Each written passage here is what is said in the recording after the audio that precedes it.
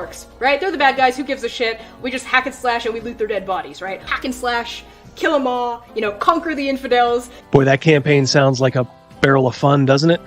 Mazes and monsters is a far-out game. Somebody who's opening a refrigerator and leaning in, right, is the language of a woman. Somebody who's opening the refrigerator and being cut off halfway through that lean is the voice of like a mermaid or a siren, right? Orcs are just like evil elves, right? And they were like made by like an evil god. Honestly, guys like me can't leave soon enough. You called down the thunder, well now you got it. We want this dwarf to be the dwarfiest dwarf. Right. We want the elf to be the elfiest elf. And just the dashiest dash of Tabasco. Their voices need to carry across water. I'm a creative. It's a huge drain, right? Because fans can be awful. You're not in Transylvania anymore, Crystal. We don't talk vampire. When you say white lives matter, they don't. White lives don't matter because white lives aren't a thing. I disagree. I disagree, Gary. Lutherville, Marina Del X, Otisburg. Otisburg? Where's this monster? She's got her own place, man. Otisburg? It's a little bitty place. Otisburg? Okay, I just wipe it off. That's all. It's a little town. Okay. We'll do it live. Okay. We'll do it live. Fuck it. Do it live. I'll write it and we'll do it live. Fucking thing sucks. In 5, 4, 3. Great sandwich.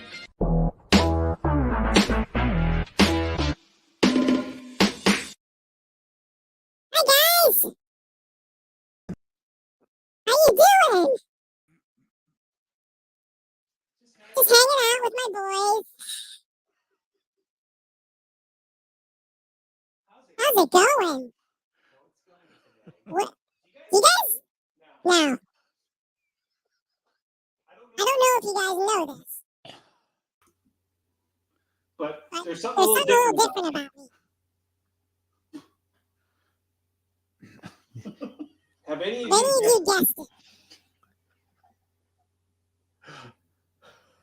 Hi, Charlotte. Hey, girlfriend.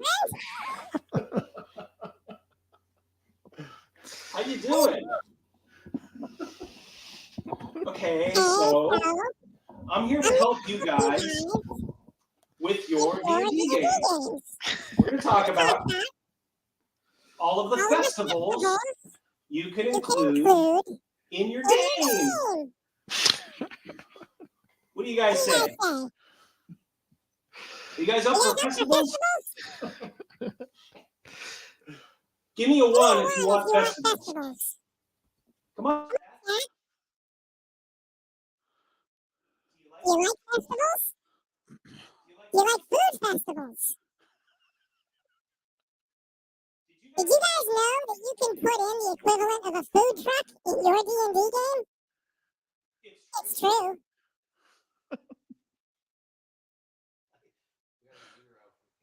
Oh, no. Panther? That's my soul. We got a -1,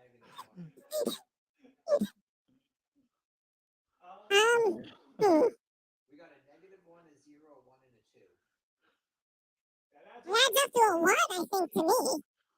Alright, so, you guys are in the big city, like, and they're walking in, and they see lots of bright lights, lots of fabric, right? You guys have been here, right? This is part of our game, isn't it?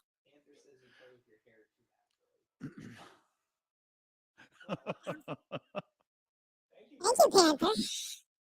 I appreciate that. So what you guys can do when they go in, they can, instead of going in and killing things in game,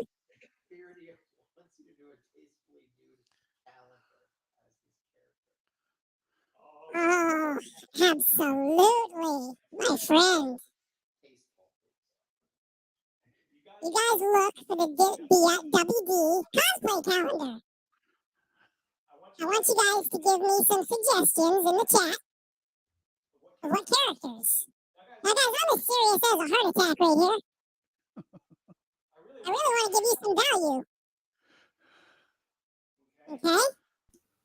So instead of going around killing things in your game, you guys can go make friends at the festival and taste foods. Don't forget the Constitution rules, right? Yeah. You may get worms or something, right? Pippi wrong stocking.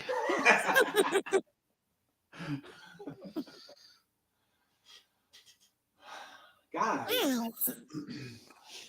Thank you, Dungeon Dumbo. I worked on this hair all day long. These guys can test it, right? You guys were here. Yes, absolutely. Did I not get the curler out? Yes. The iron? Food coloring.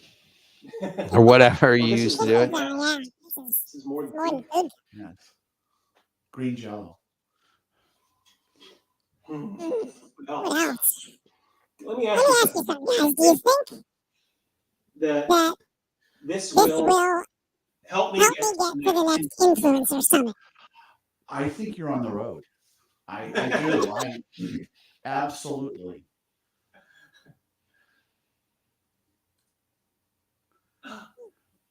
This guy is accusing me of going to Party City probably like a half hour before this stream. No. Ridiculous. No, I love you, but no. All right. Have you guys had had enough fun?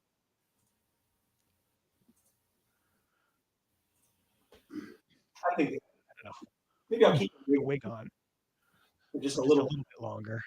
But let's see what we got. We got 20 in the chat. And here we got our friends. Charlotte, Bleecker, Vid. Yeah. I didn't scare too many of them off.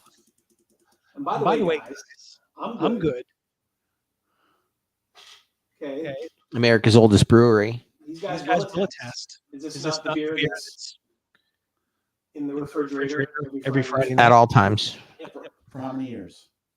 Oh, yeah. Well, 20 years. Yeah. In fact, that beer went through a phase in our games. The bottle cap. Oh yeah, I made that mistake. That was not a mistake. That's a good idea. That was a good idea. You can turn in bottle caps for re-rolls or something like that. Whatever it was. Oh yeah. By the I give out the equivalent of hero points at the game, but they are earned hero points. So every time these guys make a roll, they get a little bingo chip. And when they get 5 bingo chips, they get a bigger chip that they can actually do stuff with. It's either a +2 on a roll. There's a couple other things I'm going to do a video on to show you how we're implementing it in Castles and Crusades. But way back in the day, when I was a young, well, not so young, when I was a naive DM, no, everybody was drinking at the table, and I said, "Hey guys, you can also trade in those bottle caps for a +1." What a great idea!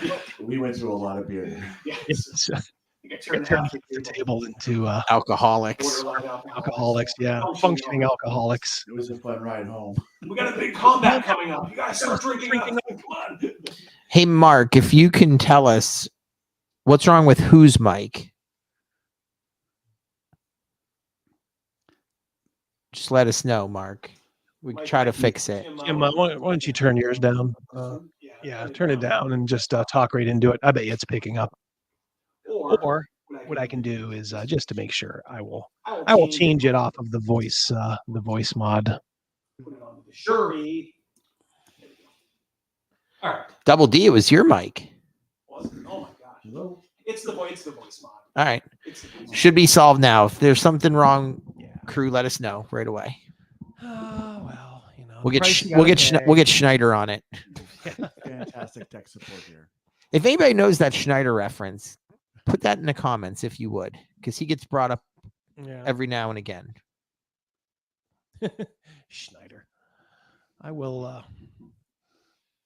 make sure my mic is not echoing. You have to do all these little tricks in order to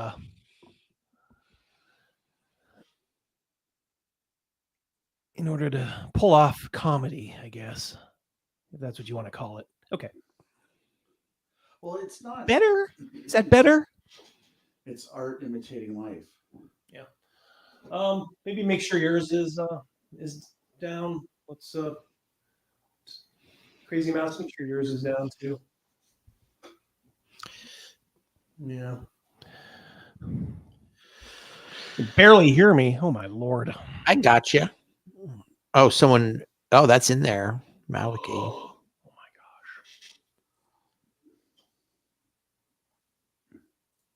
gosh. I'm gonna turn it up.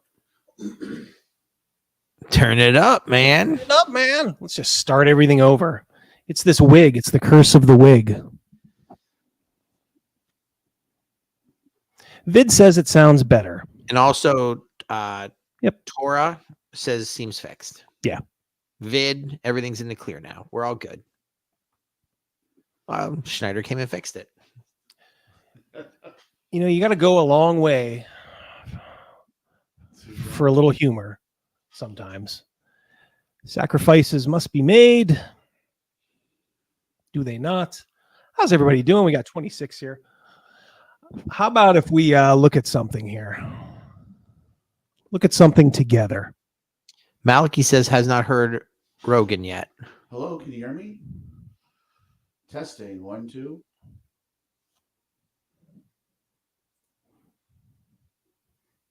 All right. Share screen. All right. I'm here. Okay. Thought this was kind of funny. Top ultra runner disqualified after using car during a portion of the race. Heavens to Betsy. Josiah Zarzu, that's a mouthful, reportedly traveled by automobile for several miles of the 2023 Manchester to Liverpool Ultra. How long ago? When was this?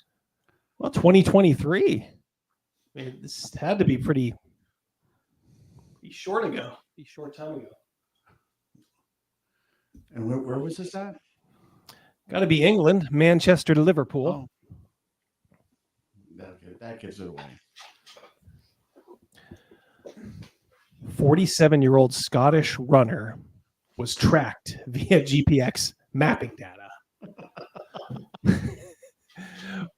Blazing through a mile of the race in just 1 minute. Thank you. Beer malfunction there. Schneider's on that too. Yeah, that's right. Tool belt, Ramses.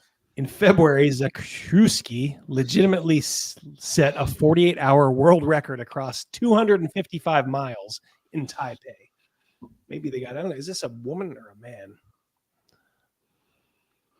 Doesn't say, does it? Has been disqualified. Okay. His car identified as his running shoes. That's not me. That's not me. Post that. I like that. I like it. Listen to this name. Wayne Drinkwater, director of the GB Ultra race, said that a runner had been found to have obtained an unsporting competitive advantage during a section of the event. Oh, you think so? A competitive advantage, Wayne Drinkwater. The issue has been investigated, and having reviewed the data from our race tracking system, statements provided from our event team and other competitors, and from the participant herself. Oh, so it is a she. I guess she copped to it too. We can confirm that a runner has now been disqualified from the event, having taken vehicle transport. What makes you think in this day and age that you'd get away with that? Oh, it's ridiculous. People are just naive. This is kind of like that zombie virus that makes people just do stupid things. Yeah, no, for sure. Greg wants to know who's the new host. Hi, cutie. How you doing? What's up, Greg? I think we got. I think I saw Max in here earlier. Guys are doing good. We got 31 in here now. Everyone go to their next door neighbor's house and tell them to log in. And that will instantly get our numbers up.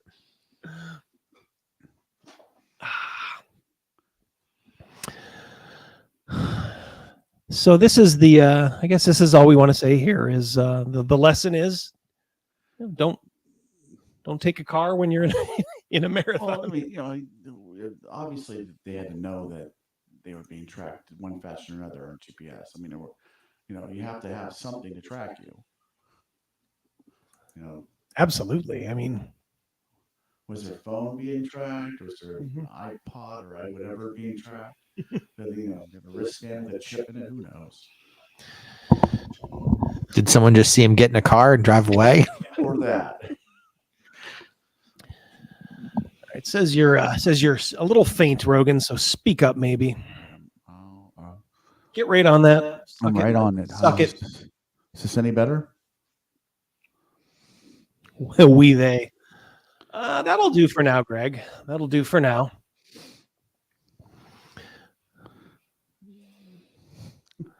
Could have got away with it if it wasn't for them pesky phone math. Yeah, exactly. Yeah.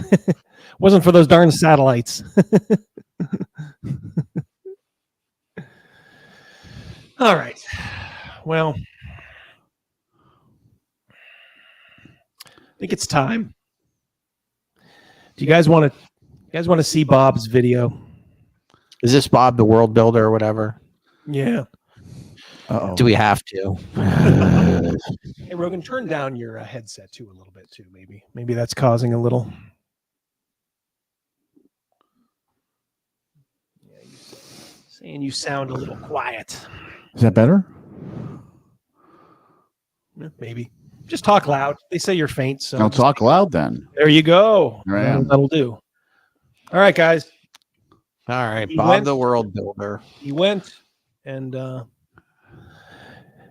here it is. Summit was a 100% successful procedure event. Status confirmation. Dungeons and Dragons 5e rules update. Perfect. Dungeons and Dragons virtual tabletop development. Creator consciousness upload to D&D Beyond. Complete. Thank you for watching. Buy officially licensed Dungeons and Dragons products. End report.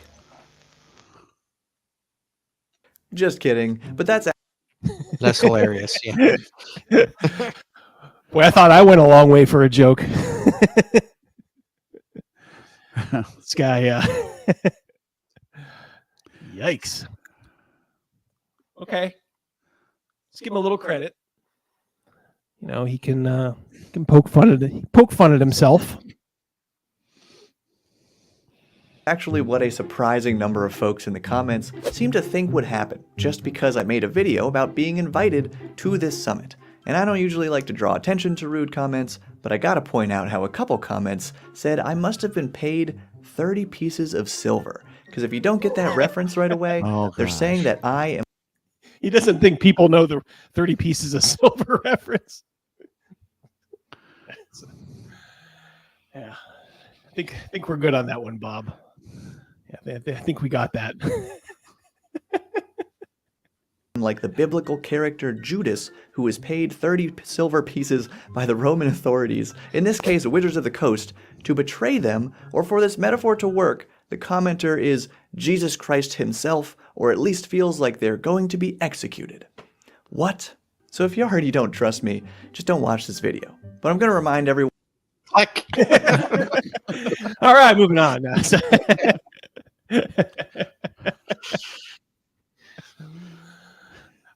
I love how we thought he had to like explain 30 pieces of silver. Yeah. That's like, fishes into loaves. For those of you that don't know that. Nailed to a cross. For those of you. Yeah. Crucified. You guys that don't realize what that is, let me explain that to you guys.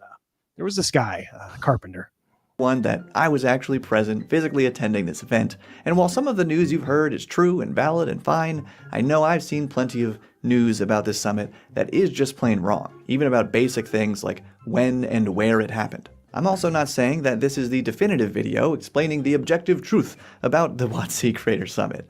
It's just my perspective on it, but it is informed by my first-hand experience, my notes, and a few other excellent summaries from other attendees linked down.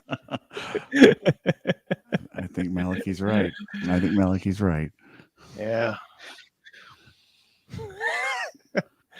Don't do it, Bob. We love you. You're too valuable to us. You know, we don't want anything to happen to our friend Bob.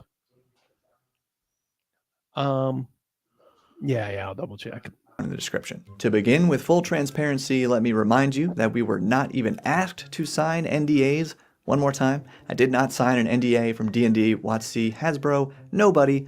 However, part of their safety guidelines requested that we do not publicly share any video recordings from the summit sessions to protect the identities of other attendees who may not want to have been recorded, and this is for good reason. While I only got some rude comments with people calling me a shill and executing people, I guess, some attendees got a executing pieces through that. I don't know. Bob.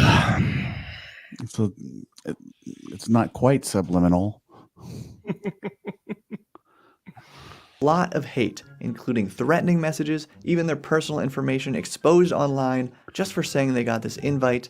That's disgusting. So I have a couple clips from my trip, but most of this video is just gonna be me telling you what happened rather than showing it. And wow, we have this. Why show when you can just, boringly tell? Or there's this great thing on YouTube. If you edit a video, you can put footage up and then mute it and then talk over it. How long has this guy been doing it? Summit, the D&D movie, the D&D Direct presentation that some people confused with the Summit, and there's just a lot of important D&D specific things happening lately, but after this video, we're going to get back into some system neutral stuff and some stuff about other games, because I'm Bob, this is where we learn how to have more fun playing all kinds of RPGs together. And you know what? If you're gonna call me a sellout, at least say I'm a sellout for the one tool that all game masters and players can use for basically any role-playing game, Describe. These days, Describe is so much more than an online library with thousands of professionally written scenes of descriptive text. They have interactive maps. What is this? He's making a commercial? Yeah, he's got a sponsor. Wow. Good on him. Well, tonight's episode is brought to us by Yingling. Yeah. Bob's getting a little free promotion from us. That's okay. I used to tell people when I played basketball for the law firm that I was sponsored by Double Bubble Bubble Gum. Love that gum. Yeah, 30-second gum is what it was often referred to. I love that stuff. Yeah, it was 30 seconds. Yeah, you were looking for a way to get rid of it as fast as possible, but that initial 30 seconds is it's heaven. It was great. Yeah, it was bliss. Like your first blowjob. It's boom. Yeah, heaven. 30 seconds and boom.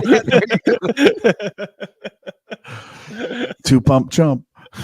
That's right. We were all there. Some of us still are.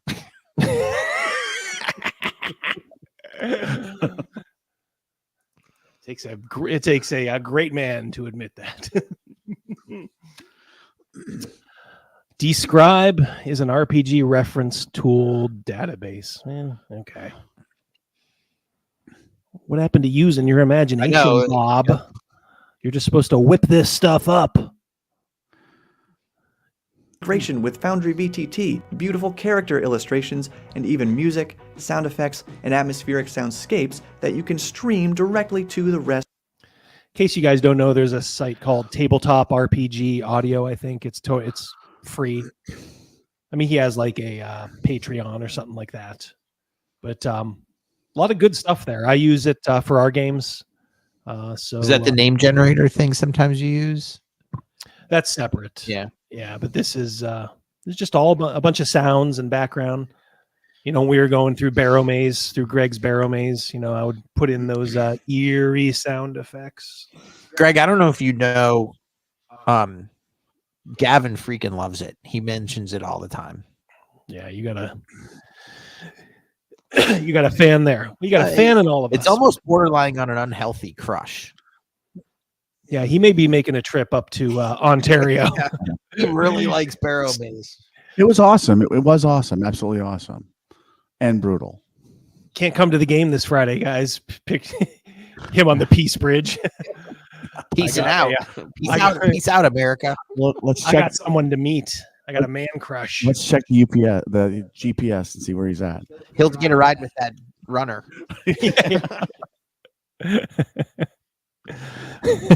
Why is Gavin in Canada? What? Called off work from his big box store to go up there. Took an extended lunch. Okay. Pre-written module. Okay, that's all right, I guess. Ambiance from a website. You get pre-written description, whatever. What do you do as a GM exactly? Yeah, have it roll the dice. Well, let's forge ahead. We got to give him. We are using his video to EFAP, and it is fair use, Bob. Don't even think about it. But we'll let you get your plug in here. Of your group. I've been using Describe since the beginning, and it's amazing to see how they've grown and adapted to the needs of the community. Other RPG companies should take notes. You can access a lot of Describe's content with a free account, but if you want to sign up, you can save 10%. You know who does not like Bob? Is a guy called J. Scott Garibay, and we may look at one of his videos in a little bit here. He thinks Bob is anti-Wizards of the Coast. J. Scott Garibay, wait till you see this guy. He is insane. % with code BOB and use the affiliate link below so they know who sent you. All right. My WotC Summit experience really began here at home as I struggled to figure out who else was invited. Since we know, we heard all about it. I've never once even been contacted by Wizards of the Coast, so I was baffled to be invited to the office. Struggle was real. Watch my video going through the email or something like that, right? Yeah. This cat. We did do a verification. It took him an hour to accept it from the time he got the email to the time he sent back. Timestamp that shit. Yeah. We use technologies. You know, I wasn't even sure the invite was legit because I hadn't heard anything about what seemed like this big important event that you'd expect WotC to be shouting about from the mountaintops, praising their own efforts to connect with the community, but much like their behavior. Praising from a mountaintop. Let me explain that to you. Let me explain where that comes from. When you're on top of a mountain, your voice will carry. Yeah. He has the high ground. You know, Wizards of the Coast really parted the sea for us. Let me explain that to you guys that maybe don't get that reference. You see, there was this guy, Moses. Behavior for the first week or so after the OGL leaks began, radio silence. In fact, I think my video about the invitation, which went live a full week after I received the invite, was what broke the news about this summit for a lot of people. So soon after that video, Not I found me, out I got that one. It's a big deal, Bob. Yeah. Come on, Ted Bob. from Nerd Immersion and Josiah from Dungeon Dad were also invited and going in person. So we started this Discord chat, and then I started hearing about all the flack people were getting on Twitter, and we opened the chat to anyone invited so we could all communicate and try to make sense of things together. And in the 3 or 4 weeks leading up to the summit, around 25 in-person attendees joined this Discord, and I realized that Nerd Immersion, Dungeon Dad, and me were basically the only YouTubers going. By and large, everybody else was an actual play producer, GM, player, cosplayer, etc. It's not true, because technically that... Remember the one we saw, that sort of sad lady, like dark hair? Do you remember we were watching her? Yeah. Mm-hmm. She is a YouTuber. She literally had 3. Right. I can't even remember her name. Right. Yeah, I think you were here for that. She's so insignificant. Bob didn't even consider her a YouTuber. Oh, I have, Mrs. Rogan threw my invitation away. Oh, isn't that the way it always is? I don't know what she wants you to go. Mrs. WD did to mine, but I'm sure I'll be there next year. Road trip. And there were Seattle, here we come. We haven't had a road trip in a while. Gen Con would have been the last one. Jeez. Gen Con of 19. We can go to that certain game store in that city. Yes. it's a glorious dump. Yeah. There's a game store that is so Rogan stumbled on it with him and his kids several years back. He just heard about it. Yeah. He walked in and there's literally stuff everywhere, like half-built models. I honestly thought I would walk through the back door of the place. Yeah. And I stepped in and my son grabbed my hand really, really tight and like, am I going through the wrong door? Oh no, come on in. Walk around all the debris. And everyone on your ride out, can you just take a bag of Hefty and put it on the curb for me? This is the place where they will put your stuff in Chinese food bags, like plastic Chinese food bags. I have gotten stuff bagged that way there before. Now, you may think we hate this place. We love it. In fact, absolutely. Once every couple of years, we'll make a pilgrimage there because he has so many games. It's just incredible. Board games, floor to ceiling, old war games, floor to ceiling, RPG, just like 2-3 bookshelves, like every miniature game, like Bolt Action, Warhammer, just loose figures everywhere. It's just. Do you want to give him a shout out? No. It might dox us a little bit. What city? Can you name that? Cleveland, Ohio. It's called Warzone Matrix. You just called it out. Yeah, I figured. What do I know? Yeah. Charlotte, there you go. Charlotte wanted to know the store. There you go. It is glorious. It is. Do you guys think it's still in business or no?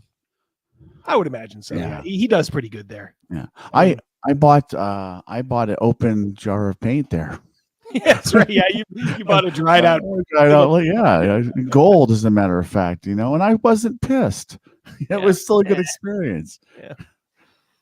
He's a pretty good dude. If you tell him you traveled there, he'll be like, I'll give you 10% off. He'll give you a little bit. He'll work with you. Cleveland, Ohio, everybody. Yep. If you have the opportunity to get there, honestly, love the place. Cleveland, Ohio, Warzone Matrix. Check it out. Yep.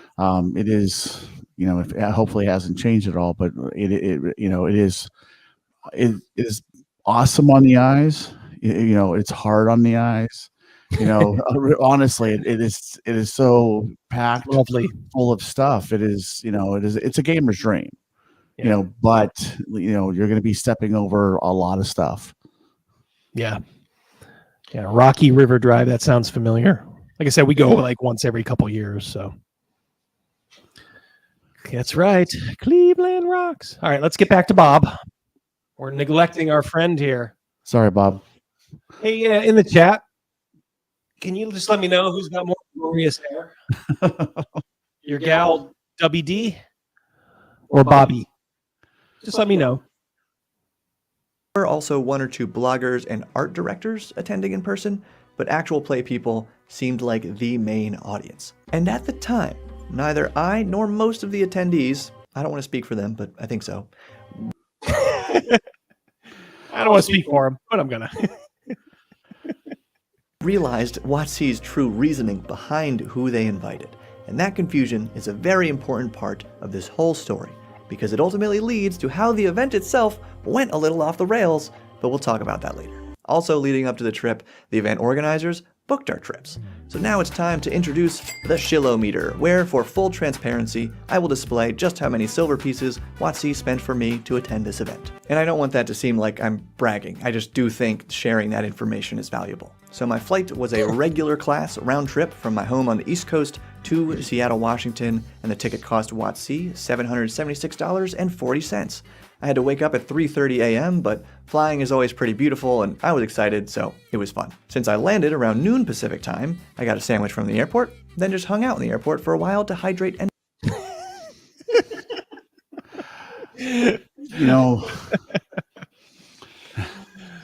We love you, Bob. What would we do without you? We don't necessarily need the play-by-play. I was really feeling it on the plane, but I didn't want to go, number 2 in that tight bathroom. So I waited till I got to the airport. I'm a VIP member, so My Uber driver's name was Phil. yeah. He's got 2 dogs and a newborn. And his car smelled like patchouli. Stretch to cover the cost of that sandwich, my other meals, and overpriced Uber rides to and from the. Did you preview this, Crazymouse? I was with him. I could just see where this was going, I guess. Plot twist: Crazymouse is Grace. Yeah. That's KG's middle name. Oh my lord. KG begged me not to talk about her tonight on the podcast. I said, tough outs. If you come up, you come up. That's right. Airport, WotC sent me a per diem of $385.00. Then I took an Uber, passing a suspiciously named location on the way to the hotel. Wait. Did you tip your Uber? Yeah. I hope so. Probably not. Those fucking work for you. Oh. You're gonna get on Crazymouse's bad side pretty quick. Tip your gig workers, man. That's their own gasoline. Yep. Yeah, it might surprise you to know that Doordash doesn't give them free gas. Free McDonald's. Free McDonald's. Yeah, depending on where you're at. But nice. Tip your gig workers. That's my only soapbox right there. That's your plug. And the hotel itself was. He made a bad joke about Matt Mercer. Oh boy, there's a street called Mercer Way. Easily the nicest part of the arrangements. Very cool, open atrium, a room with way more space. Ooh, oh wow. These are not bad rooms. No, Space Needle. I was picturing the La Quinta that I needed, and 3 nights there cost Wizard of the Coast roughly $550, but I couldn't find the exact cost of the room because hotel prices online are weird. And wow, we're nearly capping out the Shillometer already. I must be totally corrupt. Then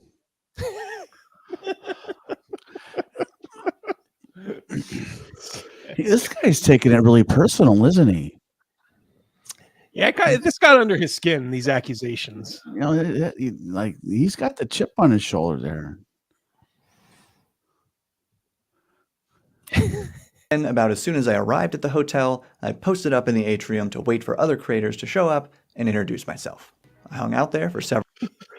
You can see him putting a sandwich board sign on himself. Yep. Down in the lobby. Bob the World Builder here.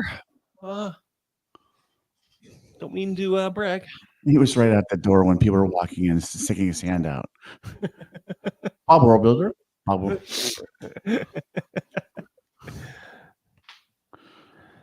Hey, Patty, thank you. I know. Check that out. Several hours talking with people. I got a personal pizza from the hotel restaurant for dinner, and I called it a night because the time zone change made that day unnaturally long for me. I put my briefs down by my ankles, as I'm wont to do every Friday. Oh, wait. I guess you guys don't need to know everything. So all he's had today is a sandwich and a personal pan pizza. But the toilet paper in his room was 2-ply. He prefers 3. Yeah. That's how he keeps his girlish figure. Let's give credit where credit's due. All right, you're not going to tell us what you watched on TV that first night, Bob? Jeez. God, if I was his age in this, I'd have been out all night. Yeah. I would have found. I'd have gone to the hotel bar first just to gauge the kind of nightlife there. If they got a decent crowd at the hotel, because it's very convenient, obviously. I remember I was at the Fountain Blue in Miami Beach. That's right, guys. When you look like this, you get to jet set. So I was in beautiful Miami Beach, Florida, at the Fountain Blue Hotel, and they had a really nice bar there at I think it was called the Blue Bar. Very happening. But when you're out and you're young, why wouldn't you, take advantage of that situation? How many people went to this convention? He said 25 in person. Now there were other people virtually going. And they all would have stayed at the same hotel? Oh yeah, for sure. So why wouldn't he, like he said he tried to meet up. Did he not meet up with anybody? There's 25 people that have the same fucking common interest as you do. At some point, even if it was just through the grapevine, you'd have started to know like, oh, so-and-so's here. Oh, so-and-so's here. And they all talk to each other on, whatever, Twitter or, they got each other's cans and string. Yeah, tin cans and strings. I don't know. All right. So it looks like his first night wrapped up without incident.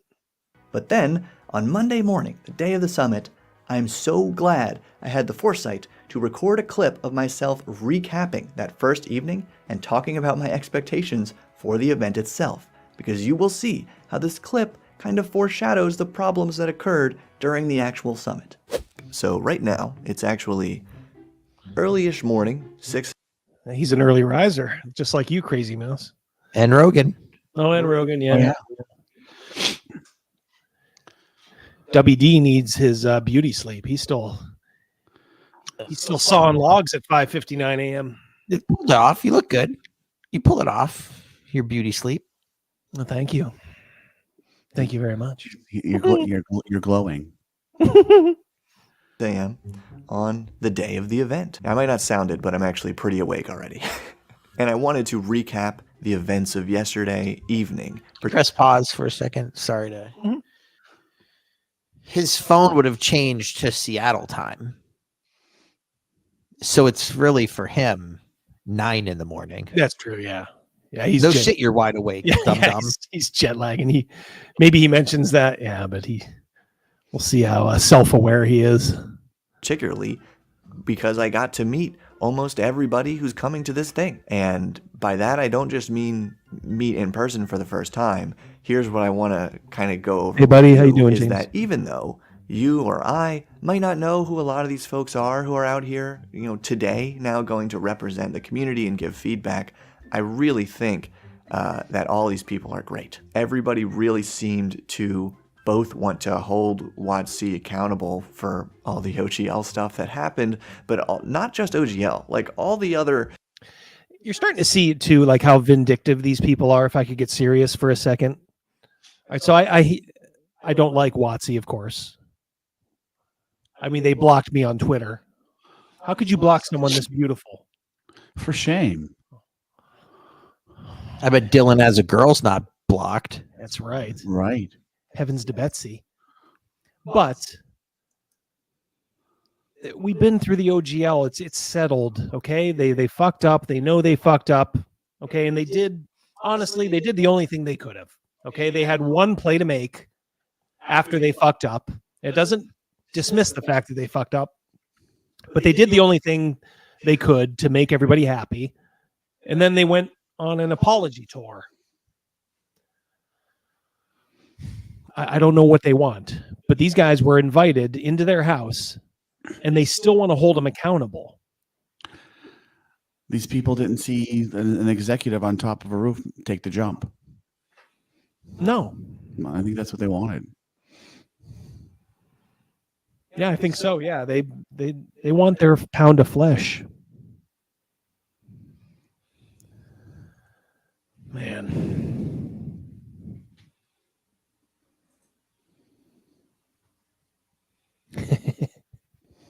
I love that character.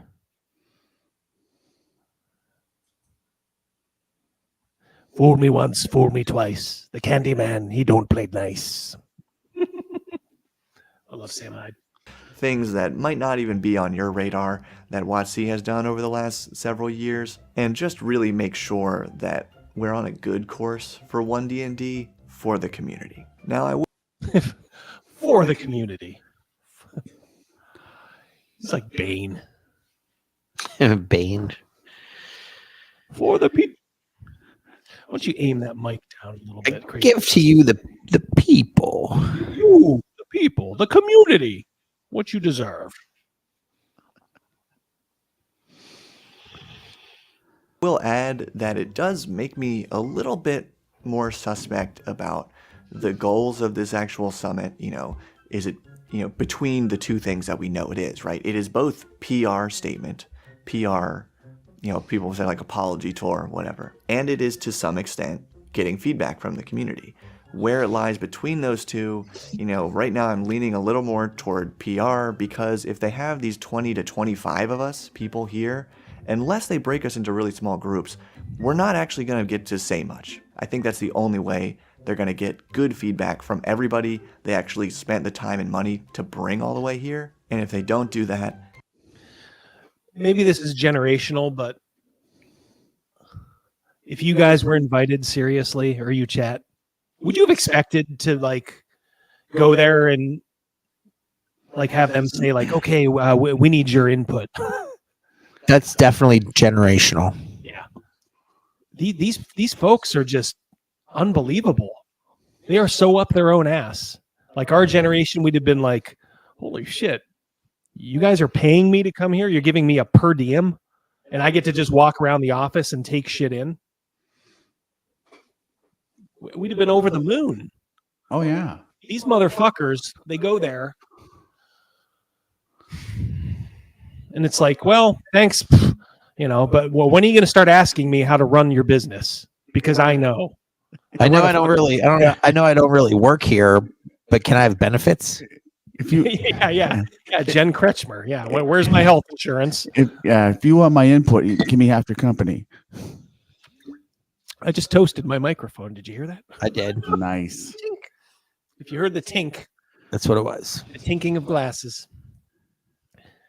Crazymouse knows this. We used to have a set of neighbors when they took over from neighbors that were there when we moved in about 5 years, and we didn't know what to think of them. They were a little younger.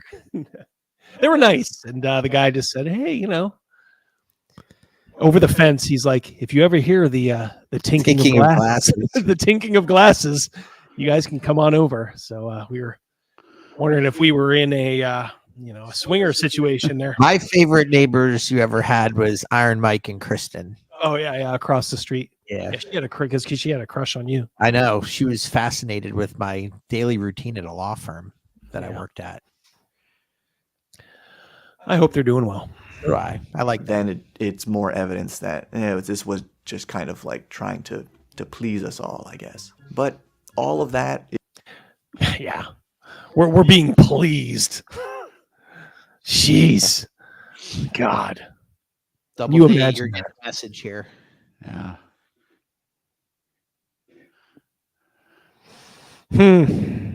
That is true. That is true, Saturnine. I just need to comb it out a little bit more, I spent all day on it and I didn't comb it. Oh well. I will try. But sometimes those little hairs, they just get in your face and they tickle you. They tickle you. Is really what I'm going to find out today. My understanding is in the morning, they're going to show us a lot of stuff. And then in the afternoon is when we'll actually have the opportunity to just have conversations, with the staff about. Wasn't this Easter weekend? Didn't they travel Easter Sunday? And then that Monday was the day of the NCAA final game? Yeah, it was the second and third. Yeah. Weekend? Yeah, I believe so. I'm losing. I'm getting my calendar mixed up. I'm trying to think. Easter wasn't the 9th, was it? No, because that would have been. When was this summit? Not April Fool's Day and shit, was it? April Fool's weekend was the NCAA. I think it was April Fool's weekend. It was, which I don't think was Easter actually. Right. It was the week before. Mm-hmm. Yeah, it was the week before. Okay, thank you. Yeah. Where we think things are going, where Tell me if I'm wrong. they should be going. So it was Final Four I was weekend, surprised though. at the It guest wasn't list because Easter many weekend, of it was Final Four weekend. It was. Okay. The attendees were people who have directly spoken out against WotC even prior to the OGL controversy, particularly at times when the company crossed lines regarding accessibility and representation. Also, I was given the impression that we would be shown some things like the VTT and rules update at the office, and then have the afternoon to ask questions and provide feedback. The agenda that they emailed us ahead of time literally just said, morning session at Wizards, afternoon session with wizards held at hotel with no solid description or clear details. To the credit of the organizers, they did ask us a few days ahead of time to send our questions. But if you remember from my interview with Kyle, you don't want to send those questions ahead of time unless you want to receive a vague corporate speak answer. So for many of these attendees who are coming with hard questions about accessibility and representation, their fields of expertise within the TTRPG industry, of course, they're not going to send those questions beforehand because they want real answers. Still, I don't want to speak for the other attendees, but the bottom line is that most creators' expectations were here or here, and WotC's plans were over here, and, well, I'll tell you what happened. Monday morning. What if you just kept your expectations like, all right, let's just listen to what they have to say, and we know we're going to get some corporate line. After all, they're paying for it. Oh, yeah. You can't give Kyle hard questions. After I shot that recording and after breakfast at the hotel, some WotC staff met us in the lobby, took attendance, and almost immediately split us into two groups. That's right, they immediately split the party. Then they took us on a short trip to the Wizards of the Coast office, where we arrived maybe a minute or two late, but then we waited like 20 more minutes for the day to begin. Luckily, the lobby was pretty cool, and I got a good shot with Ted and Josiah in front of their massive Dristo Erden statue. When we got started, the actual first item on the agenda was a surprise. We knew we were receiving some kind of welcome, but we did not know we would be welcomed by none other than the Wizards of the Coast CEO, Cynthia Williams. And even though they told us we couldn't publicly post any video from the summit, they did say this lobby area was fair game, hence the Drist shot. So I recorded audio of Cynthia's welcome. As of recording this video, I'm still waiting for confirmation that it's cool to post it publicly, but if I can post it, it'll be on my second channel, Bob's RPG Radio, linked up in the card and down in the description. This welcome was also when we found out why everything was getting delayed already. The WotC staff. Thank you, James. You don't have to do that. Simping for a solid 4 gamer girl with danger hair in the fine tradition of many fellow gamers. All right, well, James, when we meet in person someday, you are getting a big old kiss on the lips. Kiss my grits. Simping ain't easy, but it's necessary. We're having some technical issues keeping the virtual attendees connected throughout the day. There were about 100 virtual attendees, so obviously that's a big challenge, but it seems like something they should have been able to handle a little more smoothly. I heard from several virtual attendees that the constant outages definitely dampened their experience. One of the virtual attendees, Mike Shea, aka Sly Flourish, has since expressed the idea that in the future, WotC should probably split the virtual and in-person events into 2 separate days, with the virtual... These guys are telling them what to do. Yeah. Oh, here's how you should spend your money on us more. Yeah, here's... What the fuck, man? This sense of entitlement never ceases to amaze me. And where's my swag bag at? Yeah. Where's my swag bag? And you know what? These motherfuckers would open it and be like, oh, you mean it doesn't include X, Y, or Z?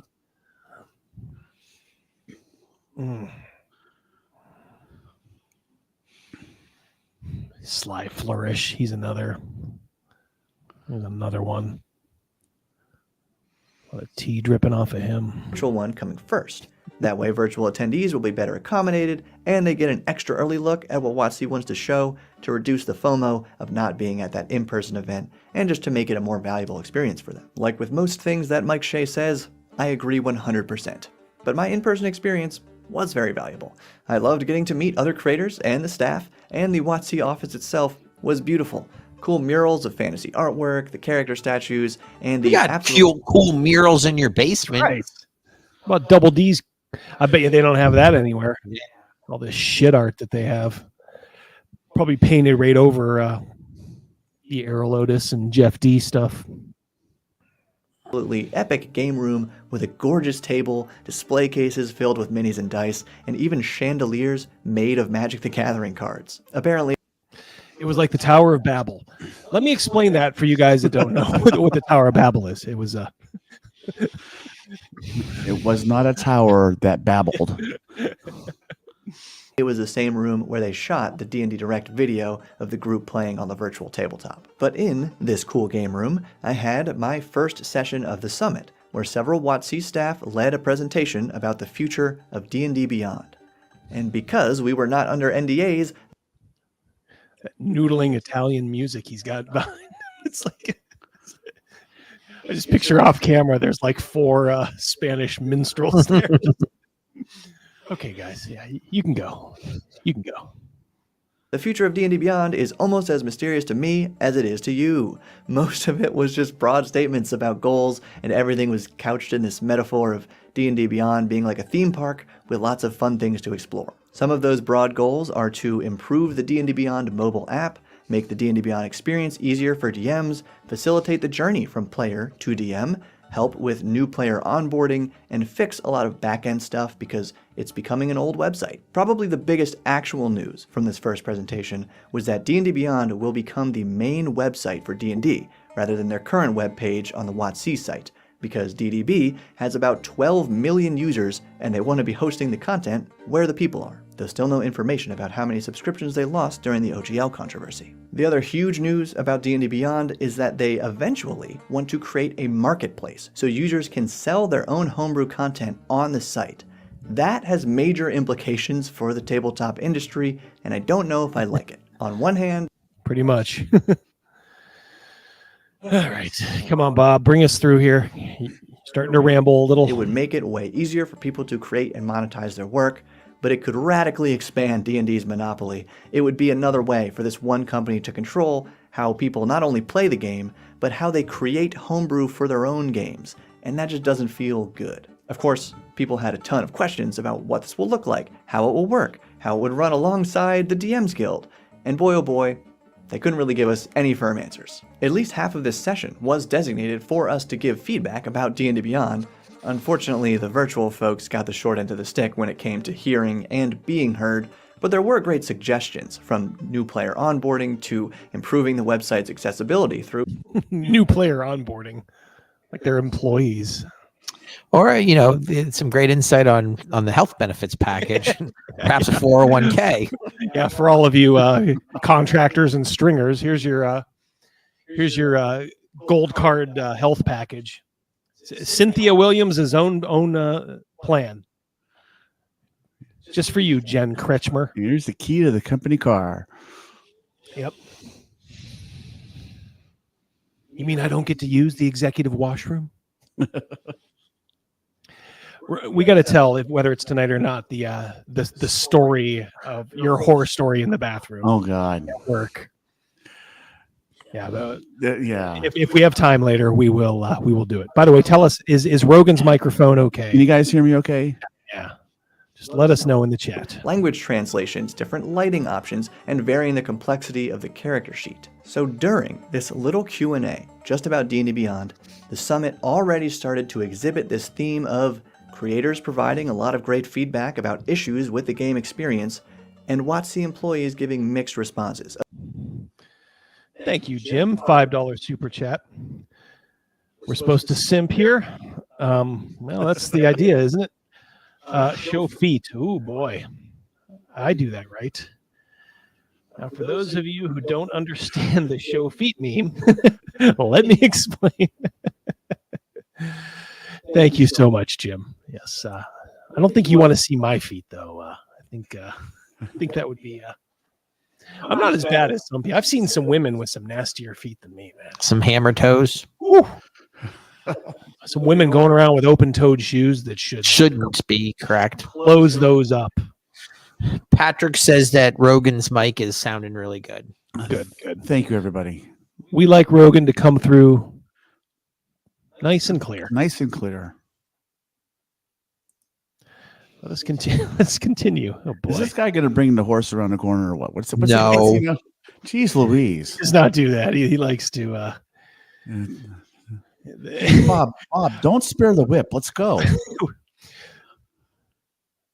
With Bob, the tale grows in the telling. The mouse was quick today. I beat Travis to a one-liner. Ooh. Gotta be pretty quick. Catch that mouse. I'll make mincemeat out of that mouse. A few doing an excellent job knowing exactly what they're talking about, most giving positive but broad responses, and a few being dismissive. While this realization and tension slowly builds over the course of the day, we need to revisit the Shillometer, because after this first session, they gave us a bunch of random D&D merchandise. I got a copy of Into this, man. He is really leaning into this. Oh, but you got a coloring book? What do you get? What is that? Wow. That looks like a leather-bound copy of Journeys my Through the Radiant goodness. Citadel. Is it signed? Is it autographed?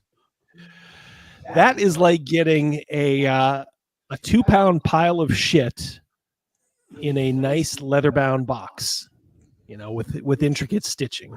Well, at least it's in leather. the Radiant Citadel, which I already own, so my plan is to donate this book to my local library or... So fuck you, Wizards. I'm not keeping this. Don't do that. You gave it to me, so I... What's wrong with you?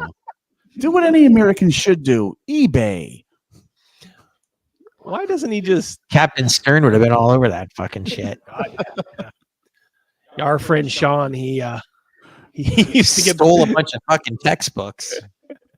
Tell it like it is. Well, he thought they were for the taking. I'm not. It makes it sound like he went in the middle of the night. It was one of those things where he had access to them and he thought that he had ownership of them. Let's give him the benefit of the doubt. So he took them all. So he took them all and then sold them all on eBay. That's capitalism. There it is. And that's all right. Ken wants to know what the library did to Bob. Yeah. Right. Exactly. Thank you, Ken. Thank you, Ken, for also being a channel member. Mucho gracias, amigo. Double D, how do you become a channel member? What's up There's with a that? join button there. All you got to do is hit the join button and pick your level. That's all you got to do. And guys. And girls. And girls. Yeah, because this could apply to you. Pretty soon, nudes of WD. Just for members. Oh, God. Heavens to Betsy. All right, I'm getting ready for the flood. That does remind Cha-ching. That reminds me when you left the table one time during our game, and after a handful of minutes, you come running back into the room. High school. In This was Speedos. a copy of the new high school, which I lost interest in body after the grease. OGL stuff. Yeah, this was set up. Yeah, this is something I did. We were weirdly obsessed, or maybe I was just weirdly obsessed with. Was it Du Hast? Yes, yeah. Ooh, Du Hast. The classic song. I was just feeling it one night. Your boy WD, he occasionally gets a wild hair up his ass. And as you may notice, he will go a long way for a laugh if he thinks it's worth it. Oh, yeah. So it was at the table. These guys were talking, and I probably said something like, guys, why don't you just go ahead, think that over. I got to go upstairs for just a sec, hit the bathroom. So I went upstairs and put on a pair of nut-hugging underwear, as I remember it. Maybe that wasn't true. No, that's true. Yes, Okay. yes.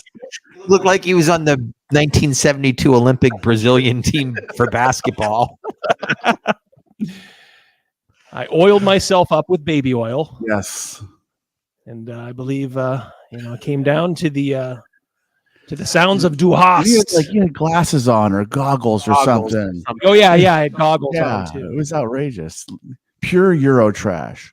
Yeah, I was trying to go for the Euro trash look. And I was almost lost down the memory hole, and then it was found. I'm glad we did though. That's fun. Do stuff like that. Just don't let anybody take pictures of it, or you're ruined these days. But I know my wife, Grace, wants to read it. Then I don't. What? Wait, what? Wait, that's the breaking news. Yeah. Not his hamster, not his girlfriend, not his therapist. Grace is his wife. Well, congratulations. We thought it was there was a little mini office pool working. Mom, cat, employer. Yeah.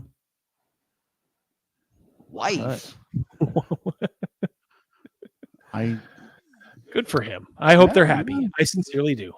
He's a bit of a chode at times, but We love Bob. And I hope Bob loves us. Donate this book. I got a sheet of fridge poetry D&D magnets that I probably will use, and a little... What? Fridge poetry magnets? Huh. Is it rhyming stuff? Like... Can anybody do a Blade Runner enhance on that? We'll have to see what those words are. It's like, invisible, long, die, ready.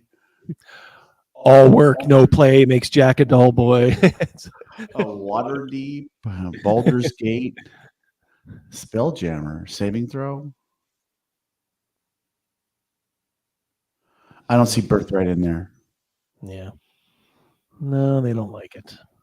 Sigil. Well, that's coming. They're doing Cleanscape again. They're going to ruin it. Is it going to be the Radiant Sigil? Well, that's just it. It's like, yeah, the Radiant Citadel, like the way they said it, it kind of is there. Right. They should have just leaned into that and just developed that, because they're just going to do the exact same thing to Planescape. Magnet that I'm probably going to give away. This ungrateful cocksucker. Yeah. He's giving everything away. These magnets, which I don't give a fuck about. This thing, I'm going to give this away. The book, that's getting donated. Dude, eBay. Maybe he thinks he got a lot of frisbees and he's just going to chuck them. Sort of fabric this frisbee shaped like a book. I can just picture them handing it to him, and just as quickly, he's like, all right, giving that away. What else you got? Give that to me. This sucks. The Sword Coast that I think was part of a promo for the D&D movie, and I have no idea what you're supposed to do with this.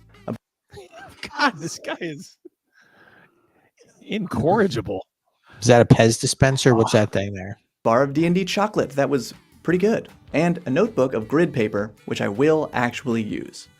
He got 2 things that he liked. All in all, I estimate this swag cost about $150, nearly reaching the price of my soul. Well, let's give him a pat on the back for that. That was kind of funny. Yeah. Good job, Bob. Like, he's leaning into it. I like it. Are we liking this, chat? Shall we keep going? Give me a 1 if you want to go and bring that horse in. Come on, Bob. Bring that horse in. Oh, boy, this is like he's like detailing this to like the accounting office of his employment. Thank you, Bleeker. I thought the exact same freaking thing. How did he know the candy bar was any good if it was still in a wrapper? Maybe he got 2. He didn't say that he got 2, and this dude's accounting for fucking everything. This is true. Counting the pennies. As soon as I saw that wrapped up candy bar, I thought that immediately. I thought he said how good it was, but you didn't eat it. You know what? You're right. You're right. You're cracking the shell on this right here. I think Bob might be a liar. You think? I hate. What do I always tell you guys when I'm talking about the kids? I hate when your stupid answers make me ask more questions. Right. Let's give it up for our favorite mod. And is ANN in here too? ANN is also my favorite mod. They're actually my only mods, but thank you guys so much for showing up and patrolling the grounds, as it were, with the virtual German shepherds. He did shill for a candy bar. He did shill for that candy bar. You did, Bob. You did. Yeah. And then you lied about it. Bob lied and people died. Charlotte says that Bob's trying to get a Hershey sponsorship. Let's see. I got some ins there, Bob, actually. I got some familial ins. If you want it, just reach out to me. Kiss the ring, Bob. Kiss the ring. Kiss the ring. And one other moment that was a kind of bad look for WotC is that the virtual attendees were just left hanging. That's with the way he says WotC. WotC. He puts that little affectation. Maybe that's how it's pronounced, and we're doing it wrong. I doubt that. I don't think so. He was one at the summit, not us. Yeah, you're right. Maybe they were. Maybe they were like, "You guys have been pronouncing our name wrong this whole time, you dum dums." Put that gay flourish on the end. WotC.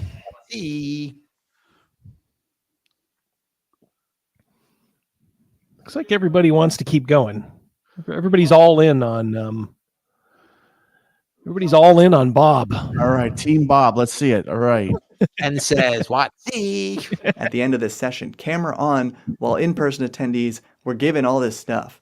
So the virtual attendees are being mailed the same stuff, but it was really awkward when I found out about it. Then, sometime between sessions, I think, I got to meet Todd Kenrick, who handles... Wow, my cat. His cat just meowed. Cat's really yelling right now. You mean Grace? Oh. Aw. Then, sometime... Don't humanize yourself, Bob. Yeah, man. Come on. This is easier to do when you're just a YouTuber. Between sessions, I think, I got to meet Todd Kenrick, who handles much of the content direction for the D&D YouTube channel. Too bad it wasn't Todd Newton. If anybody remembers that show on E. We get a little esoteric here, people. You got to keep up with us. Boy, old E was good. Remember Yes. Greg Kinnear started there? I love Talk Soup. Yes. I loved it. What about Jules Asner? Remember her? Yep. God, I had a crush on her. Not now, Mrs. Double D. I'm watching Jules Asner. Yep. And probably a lot of other things. And he was incredibly nice. Watch that and then Playboy Night Calls. Mm-hmm. Those were the days. Hey, Houston, hello. Westchester. Westchester, hello. The good old days. Can I, with all due respect, Bob, you don't look like a cat guy. You look like, honestly, you look like a dude that would own a ferret. It's just gonna, boy, we read each other's mind. Or a really fat rat. And full disclosure, back in the day, I owned a couple rats as pets. He looks kind of like also like the reptile guy who brings it to the beach to get all the attention. So he's got like this python around his neck. Right. He's hoping like all the women will be like so grossed out that they'll come over and like, ooh, can I kind of like touch it a little bit? Ooh.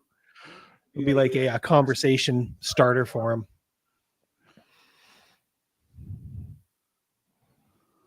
Creepy Gabby.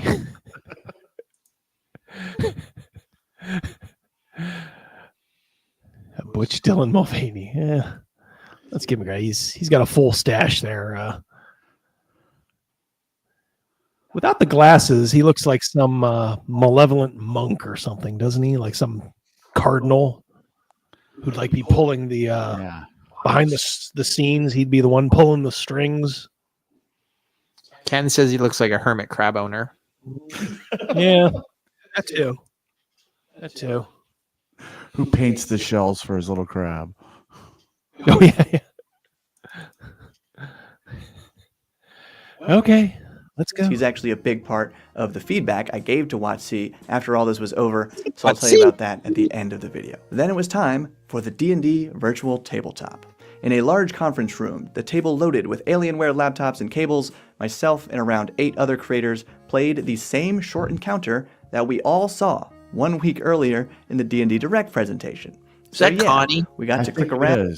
It is. She was there. In fact, she started all this. She lit the fire, I think. Like, duh. You invite people with nothing to lose and everything to gain.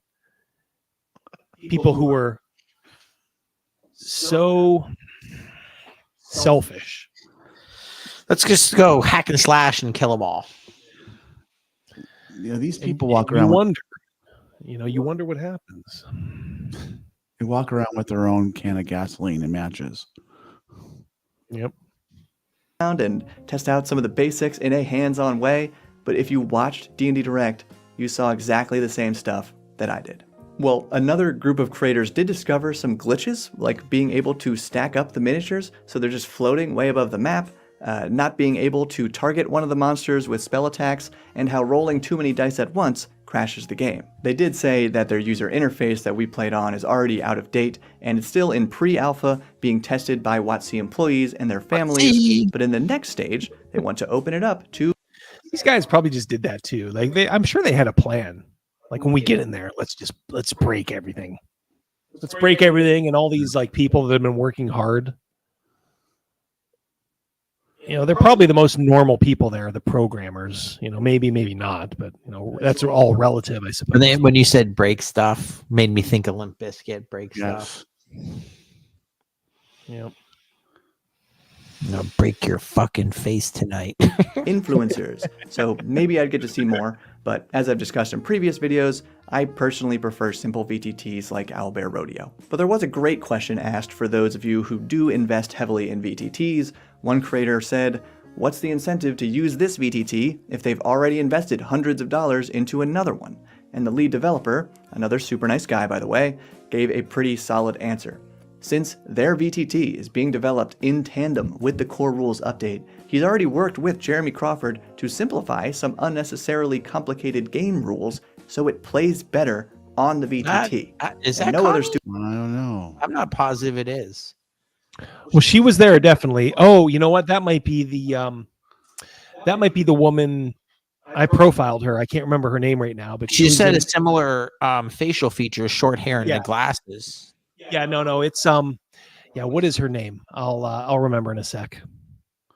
Studio can do that. Besides that though, it seems like the VTT is just going to be a very good looking application that you can only use for one game versus the new Alchemy RPG VTT Cal that's said that is partnering with Connie. Paizo, Free League, and a Is bunch it? of other Okay. publishers. And much like with the D&D Beyond presentation, the presenters couldn't really give answers to any specific questions about the VTT, We're getting mostly mixed messages restating that points it's from not D&D. Connie, it's Mackenzie. Yeah, I thought it was Mackenzie too.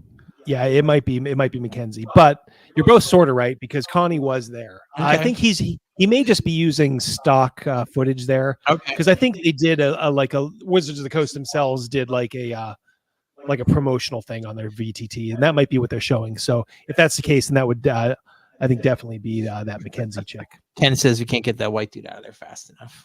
Yeah. Direct, like how it should be playable on computers, phones, and video game consoles. Later in the day, my comment to the developer was that if they have a team of video game developers using a video game engine to produce an application that is playable on video game consoles, they should just embrace the idea that they're using tools and tech from the game industry to Good make point, a my better friend. virtual D&D experience, rather than insisting that it's not a video game, as if video games are bad. People love video games, and I think this versatility of devices, while still not as cool as playing analog D&D, will allow everyone to try out D&D in a way that simplifies character creation and needing to know all the rules. He's saying like video games are cool. You know, this is great too. Nobody wants when they're playing a game of D&D. This is where they're, and it just sort of proves the point that everybody's saying. Like the closer they get to doing all this stuff, the closer it becomes to like just an RPG like video game. They already have those, you know, where you can, and they're better form than this will ever be. But he seems to be saying like, yeah, I don't know. I don't get it. I don't get it, Bob. I don't get you. Rules, and they can play with friends and family from around the globe. That's awesome. A couple other things I liked was when their lead developer said their biggest competitor is Google Image Search, as in they need the GM to be able to create a map in this software about as quickly as it would take to search for and find a map they would use from Google Images. And I liked when he said they want the GM to be able to edit the VTT map on the fly, so the players. They were going to do it with 4E, but I think the guy in charge of it, like, this may get gruesome, but I thought did he like kill someone and then kill himself? Confirm that, chat. I thought I heard that story that the guy in charge of the 4th edition VTT, the guy they had like in charge of it, like did something heinous or maybe Hold just on. killed himself. Might have just be answered. Yeah. Yeah, we're murdered. Yep. Yep. Thinking along the same lines, Malachi. Yeah. I mean, really tragic. Yeah. So I can sort of see why at the time because I remember that sort of barely, even though we weren't using it, of course, back then. I remember there was all this build up and then it just kind of quietly, and people on like EN World were, you know, like, oh, where's that tabletop thing, or, you know, where you can play remotely with friends. They just were kind of like, well, you know, it's coming someday. It'll be here. Jeez. It's like a Chris Benoit thing. Jeez. have an understanding that the map is not set in stone and it doesn't limit the imagination of the group. For example, he said if a player goes, "Is there a window in this room?" they want the GM to be able to almost instantly pop a window onto the wall. Also, he said he wants it to be free for players, acknowledging that if players have to pay for it, GMs probably won't get their group to use it. But right now, they weren't able to tell us really anything about what it'll cost. And speaking of cost, after that session, everyone went back to the hotel for a catered lunch, which I estimate was worth maybe $25 per person on the Shillometer. And then we were all brought into a huge meeting room at the hotel for the afternoon feedback/Q&A session, or so we thought. Turns out we sat down for yet another presentation about the VTT, led by the same developer who we all got to talk with and ask questions that very morning. However, I did learn that the virtual groups did not get to talk to this guy in the morning, but it was incredibly redundant for us in-person attendees. He repeated the same things we all heard in D&D Direct, and which we had all just heard again that morning. And before you say it in the comments, yeah, we all knew this event was going to involve PR, corporate showcase elements, but we were led to believe that we could ask questions and get real answers, and about two-thirds of the way through the schedule, that had not happened yet. So now, seeing how the event was actually unfolding, it became clear. The WotC Content Creator Summit, as executed, maybe not as intended, but as executed, was primarily a showcase for D&D Beyond and the VTT, primarily aimed at actual play producers, most likely in hopes that they will use it on their shows for free advertising. With this overwhelming part of the agenda now totally clear, the folks who flew to Seattle primarily to give feedback and ask WotC hard questions rightfully felt frustrated, and the tension was reaching a peak. Fortunately though, we took a short break here, and when I was walking out of the meeting room, I practically collided with Jeremy Crawford and Chris Perkins as they were walking in.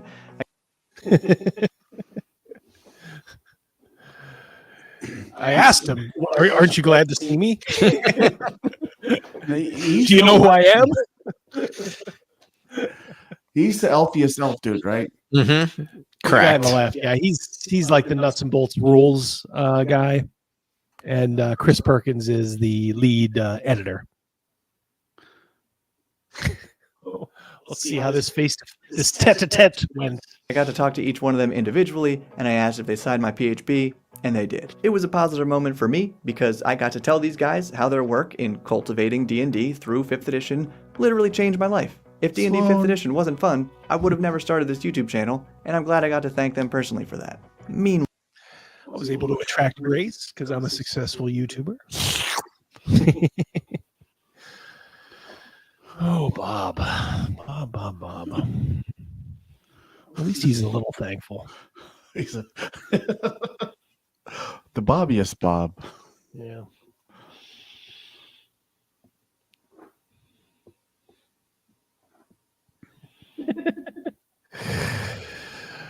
Oh, you guys in the chat. However, there was a group of in-person attendees who spent the break venting their frustrations to each other about how the summit was simply not unfolding in the way that it was presented to us beforehand. Frankly, I have to chalk this up with the numerous times during the OGL controversy that Wizards of the Coast was just not transparent about their goals and actions, and it's really not cool anymore. They kind of keep fumbling when all they have to do is be honest, and we'll talk about this more when we get to the feedback that I sent them after all this happened. But all of this confusion and frustration came to a head when at the start of the next session, one creator in the room asked, "Why are we here?" And please know that I'm paraphrasing. They were completely professional in how they phrased the question, and yes, they were also courageous in asking this question. I saw some people getting flack about this on Twitter, but I cannot imagine speaking out in a room with dozens of people I don't know, including half a dozen WotC executives and over a dozen D&D designers and other staff, and just calling them out. Why does he think that's like for these types of people? Why does he think that's a problem? Whoever he's talking about, I think he's talking about Connie, because all the other accounts say it was her who asked the first question. You've seen my video on her and how bullish she is and how full of herself she is. And quite frankly, she probably just saw a bunch of white guys up there who she hates. Like she wasn't planning this the whole time. She was biding her time. Absolutely. Yeah. What's up, Don? thank you guys all for coming in here. If you could for a second, just hit that thumbs up button, right? Always helps the algorithm, does it not? Help the channel grow. Yep. We've come so far, so fast. We got Rogan was here the night that we hit into the triple digits. Yeah. And I remember our first live stream off camera. Double D gave me the 5. 5 people. Oh my God. Took courage, and the real news is that they saved the. It just blows me away that you guys want to hear us I don't know, act like retards. And you know, mine and Panther math, like that's a million. It's at least 200,000, right? Summit for us creators and for WotC, because the presenters could no longer. I can't get over that. WotC. Yep, you were here for a triple digit night. Yeah. Well, you're an OG. You've been here the whole time. Yeah. You, Charlotte, a couple other people, Panther. We love all the newcomers. If you are new here, grab a chair, slap a back, pat Charlotte tenderly on the back and say, "How you doing, girl?" Grab some popcorn. Enjoy grab this some shit. popcorn. Just want you to hang out with us for a Hang couple out. hours. Oh, grab a We've got a nice group here. Nice group. My lord. WotC, that's right, Charlotte. WotC. Back through. This guy. Deny that the afternoon was going very poorly, so they adjusted the schedule. But not so fast. They did try one last time to keep their grip on it. With a fairly condescending tone, one exec pushed that we were finally about to get into the reason we're all here, to talk about, you know, the game. That was actually the tone of voice, and it wasn't cool. Ultimately, I give credit to WotC as a whole here because they did listen. They delayed the next session in favor of an open Q&A where many creators finally were allowed tonight. Every time he said WotC, I'd have been on my third already. Oh my God, we'd be hammered. Yeah. Just trying to parse, what he said about the guy who was getting pissed from Wizards of the Coast, trying to put myself, when you're a sort of empathetic person, you kind of put yourself in other people's shoes. And I hope you can understand it's hard to put myself in someone's shoes who works for a company that, I don't like, that went out of their way to block me on Twitter. But I can see his point. He's probably he had enough. He's like, all these kids just whining and complaining, and he's probably looking at the bills too, like, $700 a night hotel room, or whatever, $500 a night hotel room, a pretty decent per diem, and he's probably just like, you should be happy to be here. And plane tickets, yes.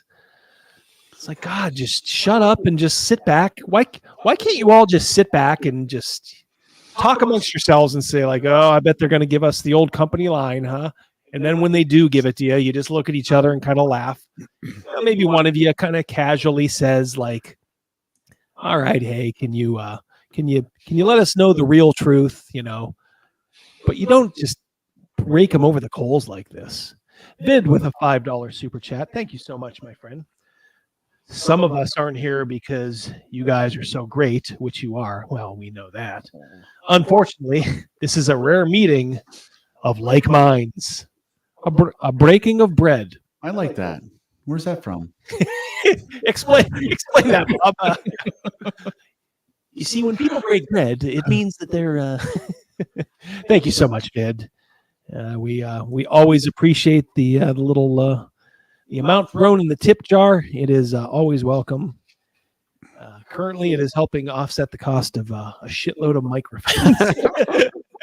I'm looking at an army of them right now. I'm counting 7. Yeah, there's 7. Yeah, there's 7. Yeah, we got these people. I am expecting, like in the cartoons, like the rotten head of lettuce getting thrown at these guys on stage. Like. Virtually, yeah, they that's what they did. The only reason they didn't do it in person is because they're too cowardly. Yeah, I don't know. Let's continue. To ask the questions they were led to believe they had been flown here to ask, and the staff even extended this Q&A to try to make sure as many people had their voices heard. Wigs. That's right. Wigs, Ironcaster. That's right. These guys will attest at about 6:15 tonight. I asked these guys. I said, "Hey, do any of your daughters have like a purple or blue wig?" And they're like, "Rogan's like, no, but I'll ask." And then he said, "They don't." But I did get a very odd look. So I did a mini version of Smokey and the Bandit at 6:30. I told these guys, I said, I'll be right back. Just come over to the house as usual. I will be back. I'm just running up to the store. And of course, Crazymouse knew exactly what I was doing after I sent that text. But yeah, I did a Smokey and the Bandit. And, I probably went, how far is Upper, what street? That's easily from your house door to door, 5.5 miles. All right, right? So I made an 11 mile trip, which included going to the store, picking this out, buying it, and then getting back it, sprinting down the aisles. They were a little slow at the register, and I knew how much it cost. I was about ready to just throw down like a bunch of money and just say, "Keep the change." Pass it along to the next person. It's the green wig in the back on the top shelf. Yeah, I made it door to door, there and back in like 24 minutes. That's not bad. Yeah, I was driving pretty aggressively, which I always do. I think it's worth it, don't you? Mrs. Double D could wear it later. You think so? Yeah. I think she'd look good. Yeah. Mrs. Double D is very attractive. Oh yeah. Little role play, little cosplay tonight. That's right. She'll be a little surprised, I'm sure. She could be watching. She's not, but she could be. Yeah, she's not. She's at her game night. Watching it with all her crew on the big screen. Well, they better all hit like and subscribe. That's right. Double D driving dangerously. Yeah, I gotta say. Double D doing a cannonball run. Cannonball run, yeah, absolutely. Another classic. We love that movie. Love Smokey and the Bandit. We quote Cannonball Run quite a bit. These two rosary bleeds. However, due to the technical issues and less than ideal moderating of the questions from virtual attendees, they got some not so great treatment once again. And even in person, it didn't go perfectly. Most of these high-level questions about how WotC is working to make the game... Just can't get over that. Telling you. It's just something is wrong with the way he says that. Bleaker, you are 1,000,000% correct. Jackie Chan was in Cannonball Run. Yeah, they were watching Behind the Green Door, wasn't it? Yeah, the classic. More accessible and more inclusive for everyone who wants to play, those high-level questions were mostly unknowns to the high-level execs at the event. If answered at all, those questions were answered by the creator relations staff and the diversity, equity, and inclusion staff. That wasn't a great look when many, if not most of the creators there in the room belong to marginalized groups and are well-known advocates for better accessibility and representation in the TTRPG industry. Ultimately, it felt like WotC just did not understand who they invited to this event. Jackie Chan. Jackie.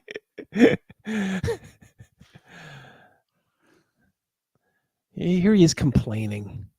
So you know what the upshot is from Wizards of the Coast? If they were smart, of course they can't anymore. As I keep saying, they now have a tiger by the tail with these folks, and they just they don't know what to do. But yeah, if they had any smarts, they'd say, "All right, well, you know what? If you guys are going to act like this, we will invite just a bunch of like normal guys. You know, the 85% of our player base." At least 70%. I know it's going down, but good lord. Roger Moore, yes, he was in Cannonball Run. So is Jimmy the Greek. Yeah. Wasn't he explaining it to his mom or his aunt? Yeah. That was a pretty funny scene. Now I want to watch that. That's you a know good what? movie. Oh, you know what I did? Let's dovetail this into role playing. We did occasionally. We'll do it like just out of the blue, like one shots, and I ran a Cannonball Run game. Yeah. Gumball or something? No. Yeah, Thunderball Rally. Yeah. Was that from a polyhedron? Was that one of the? Yeah, that was from like when Dragon was like doubled up with whatever. It was kind of in like the early 2000s. They did a die 20 game called Thunderball Rally. When we did it this last time, I think I just used the Quag system, which is just really, really easy, kind of a convention game system. Good system. Yeah. It was fun.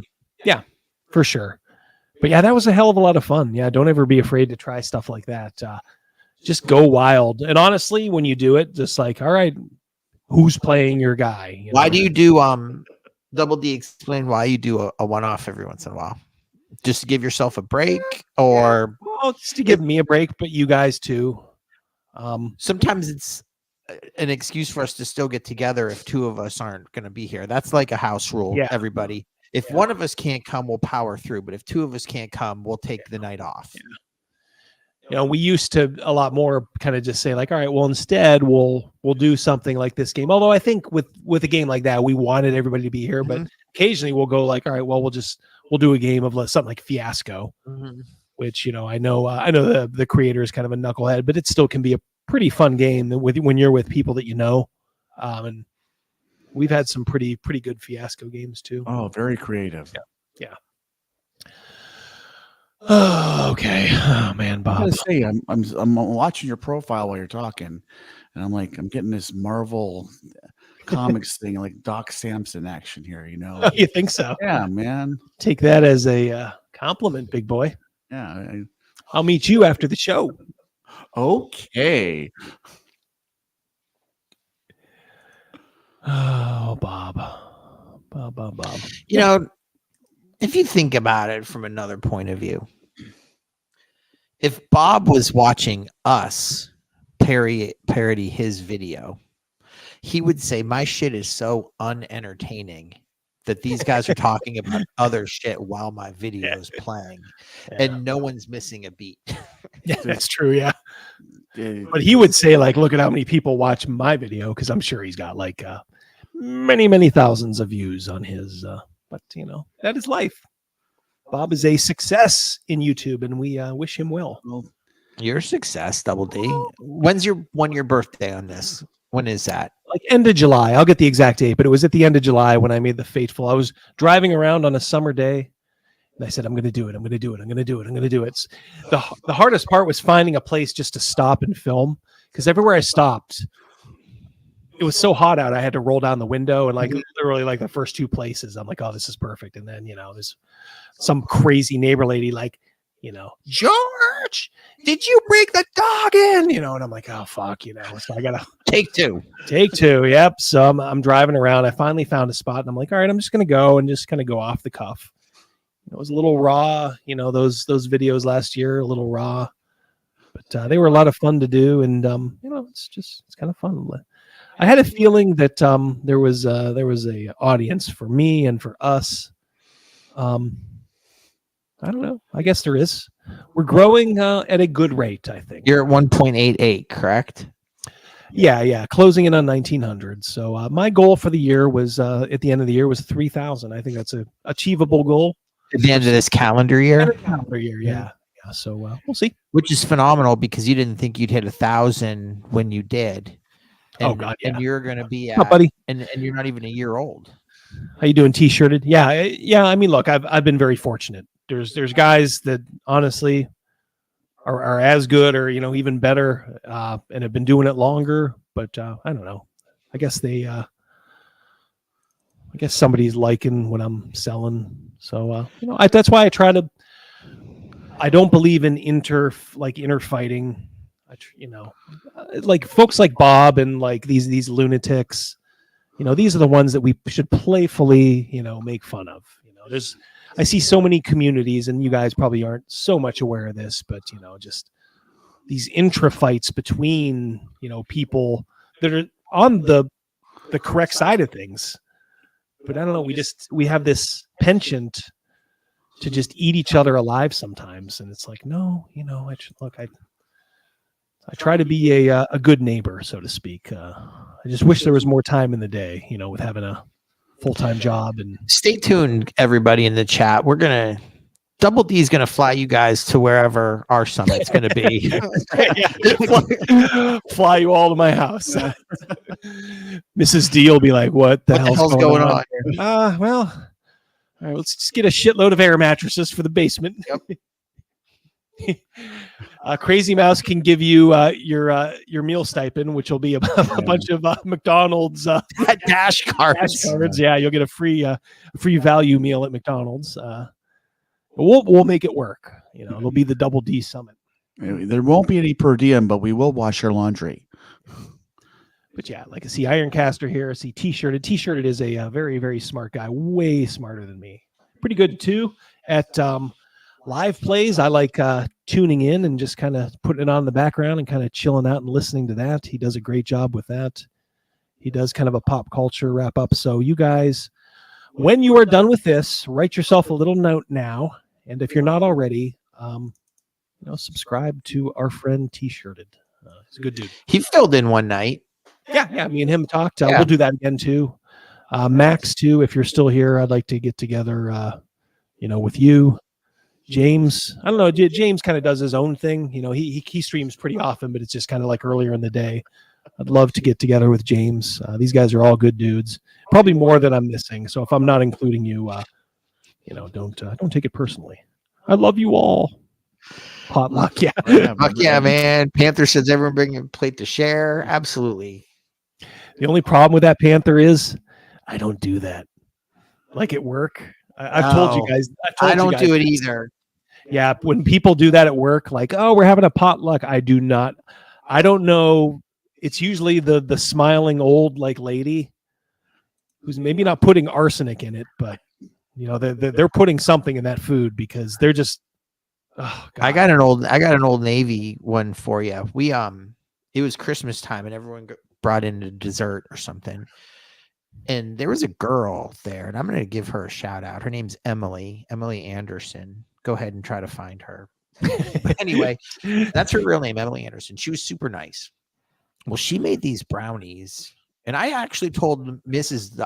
Double D, she put chocolate frosting on these brownies, and it was like a game changer. I never had frosting on brownies before. I freaking now won't have brownies without frosting. And actually, you had when Mrs. Rogan's mom passed away, we went to there was frosting on the brownies there. I'm telling you, they're so good, and it was all because this Emily Anderson just freaking game changer. Yep, you're right. It is a game changer. As you can tell, Bob is really keeping our attention here. So we're talking about brownies and what will be in the Double D swag bag? Asking for my library, says Ken. We're working on it. Yeah. All the dice that got thrown across the room. Yeah, all the dice. Yeah, up in my attic in a drawer, there's probably like 75 old Dragon and Dungeon magazines. Harn. So we had a stack of Harn. That is no longer there. Oh, my gosh. Yeah, Ryan wants a whole pizza, not a personal pizza. It's in the budget. Don't you worry about it. Yep. We'll take care of you. Oh, yep. DM James. We'll have something else for you. Well, some. By the way, James, I just wanted to compliment you. You are looking great. I was looking at an old, video of you live stream from a couple months ago, and the change you've made just by cutting out sweets and stuff like that, you look great. Congratulations. Yep. Congratulations, James. It is inspirational. Yep. Yeah. It is. Absolutely. I know there's a lot of people out there struggling with similar stuff, and if they can look at someone like you and be like, all right, I can make a difference in a very short period of time. I'm sure it wasn't all easy, but it was definitely worth it. You look great, my friend. Look great. All right, for the talent show portion of our summit, you're going to dress up in your Duke Haas freaking outfit with baby oil. Ooh, what do you guys think? How about we do the do host? Only I'll wear a bra, panties, this little get up here, and I'll dance around like Dylan Mulvaney. You guys bring the Bud Light. Their company went down $6 billion after he freaking debuted. And the invitees weren't given an honest chance beforehand to understand why they were invited. So, looking on the bright side, we can call it a learning experience for everyone. And by the way, I'm not trying to lump myself into this genuinely courageous group of advocates pushing against the foundational issues in the culture of D&D, both as a game and as a brand. I was quiet and I listened because this was just not my turn to speak. Then, much like during D&D Direct, our two favorite D&D designers, Jeremy Crawford and Chris Perkins, were kind of crammed onto the end of the summit to tell us about the rules update. Thankfully, the mood shifted at this point. Crawford kindly and smoothly transitioned from what just happened to where we were about to go, and we did learn some neat things about the game.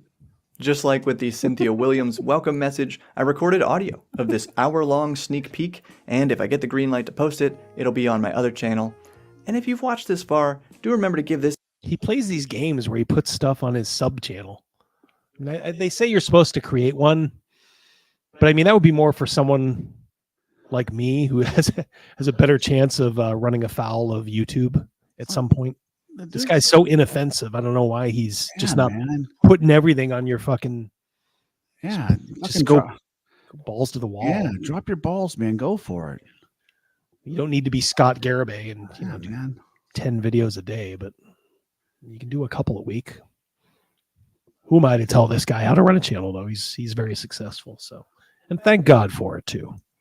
This video a thumbs up, consider subscribing, and even consider picking up a set of my limited edition metal Bob World Builder dice. Out of the original 500, there's only... You might think like, oh, we're wrapping up. Like this isn't even close to being done yet. There's a whole lot more to go. I don't know what he's gonna say. Nick, that cracked me up. And I'm a tough laugh, man. Yeah, that gave him a chuckle. That gave him a chuckle. Only like 100 sets remaining, and you can save 18% with code BOB and the link below. Thank you. All right, Jeremy Crawford talked about the legacy and importance of D&D and WotC's responsibility, not as... These guys they shit on the legacy. The legacy.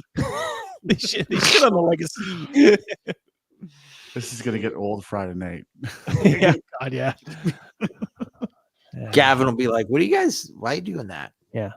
We'll find out how big of a fan he actually is when he's not on the show. As the original creators of the game, but as stewards of the game going into the future. He said that WotC will be at more conventions going forward and to connect with content creators. They're not invited to ours. Yeah. Are you invited, WotC, to our convention? I'll invite which of the big three should I invite? Crawford, Perkins, or Brink? Shanda. Wait, yeah, bring her, Mermaid Girl. Shanda, that's Monty Cook Games. Yeah, well, she can come. Are you kidding me? He can't with his nail polish. She can. Guess what? If Shanna's coming, Mrs. D's on the couch. Sorry, I'll arrange the specifics of that deal, that bargain, that indecent proposal, if it as it were. But yeah, if I see Shanna, I'm all in. There's still some bloom on that rose. It's all about the language. It's like a mermaid cutting you in half. Yeah, it's all about getting cut in half in the fridge, and voices echoing across the water. I want my voice to echo across the bed, Shanda. Maximus. Creators and the wider community, and he got into the goals of the core books. The main goal being to make the books easier for new and experienced players to navigate and find the rules they need. So they're adding detailed glossaries and indexes, including one in the DMG covering iconic D&D lore. As Chris Perkins explained, it's pretty stripped down. I mean, it's 5e's. It's a fairly easy game to understand. It's just has other issues going on.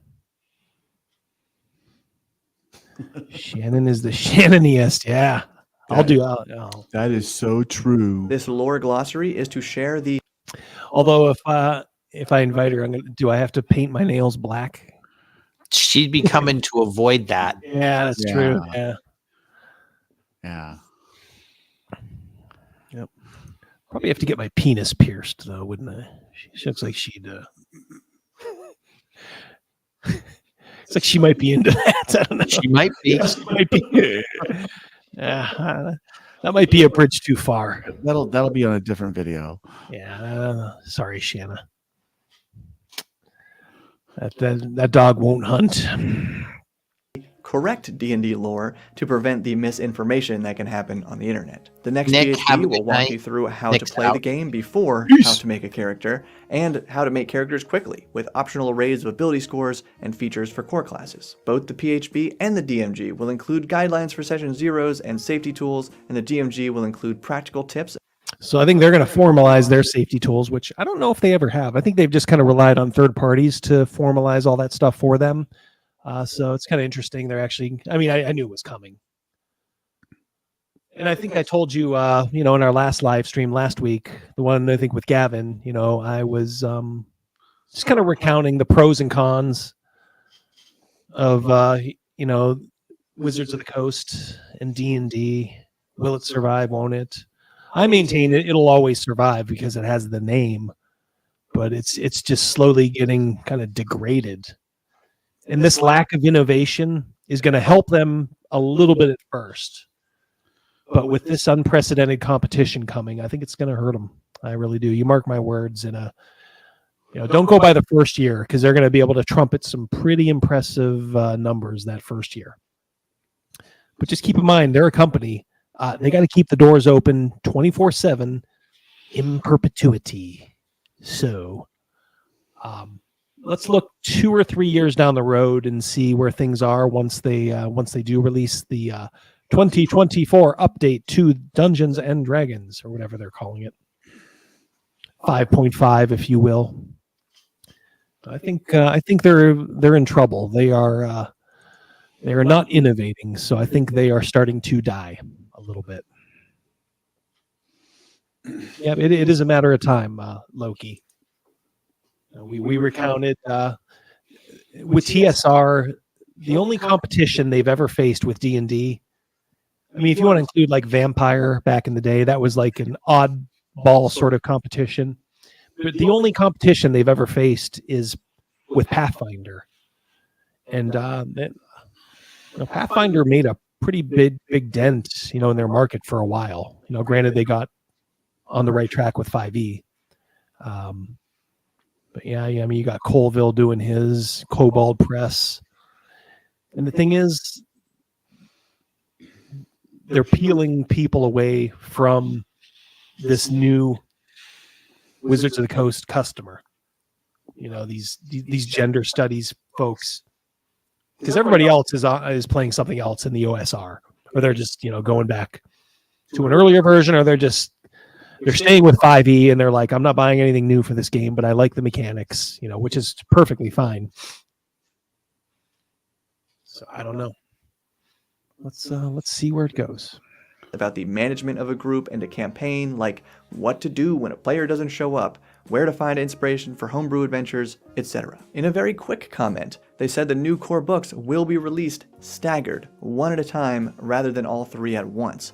I had asked Kyle Brink about this in our interview, and he wasn't sure at the time, but he leaned this way, saying their whole system is really set up for putting out around 200 to 300 pages of material every couple months, whereas the new core books would be like 800 or 900 pages of material all at once, and it just won't work. In fact, Perkins said this new monster manual will be D&D's largest monster manual ever, with around 500. I just, it sounds like Greed's Workshop. Put out a codec, put out a book. 5 months later, the next codec would come out. Yeah. After a couple of years, not all the codexes were out, and boom, we're going to the next edition. If you're gonna do this as a game, you're gonna, seriously, like, drop the books, get the player's handbook, the DM's guide, and the monster manual, so people can buy it and grab it and run and do their thing. I wonder if they're setting themselves up for the GW model, if you think about it, by explicitly saying, hey, this is our base game now, 5e.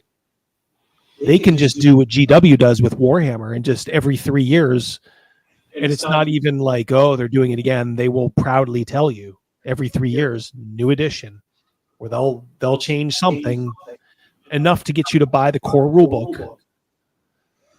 Do you think, but from another point of view, maybe they're staggering it so that people could afford to buy one and then in a couple weeks or months or whatever, save up their money and buy another one? And they're doing it for that reason, or no? I don't think so. I think I take them at their word that maybe they're just our production limits, scales, that they limits that they have. It So just reminded me of Guns N' Roses did Use Your Illusion 1 and Use Your Illusion 2, which you would probably know.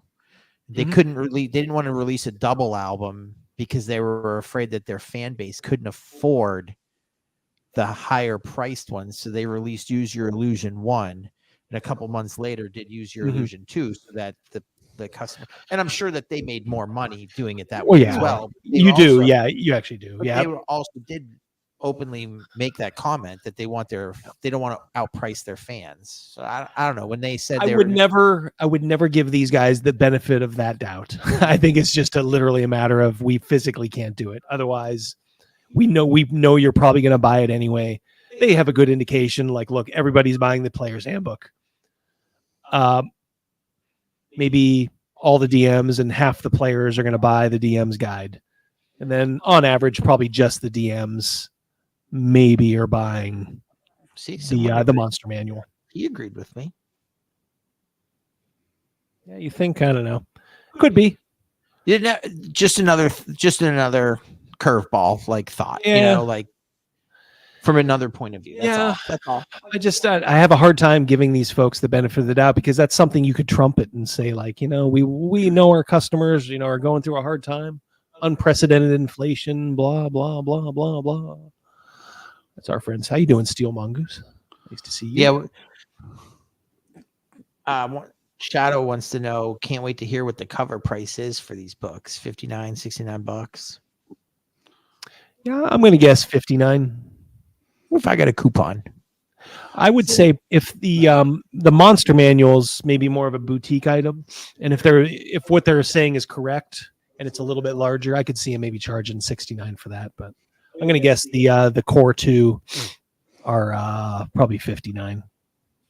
And I say, honestly, in this day and age, if they're doing the digital aspect in the future, whatever, buy the book. Here's a code in the book right here. Go online and you get a digital download. You get a. They did address that, and with some pretty reasonable, like, look, if it's in the store, you could just get the code. I don't know. You could essentially steal the code, unless you, of course, shrink wrap every copy, which adds probably a little bit of cost to each one. I don't know. We could fire an intern. That'll save the cost. Yeah, microtransactions. That's how they probably are fine with these just being like accessible and not. I don't want to say they're lost leaders, but they're probably not going to make a killing on them, because they know that. Look, everybody plays online now. We're the dinosaurs. I don't want to be a dinosaur. That one's for you, Double D, from T-shirt.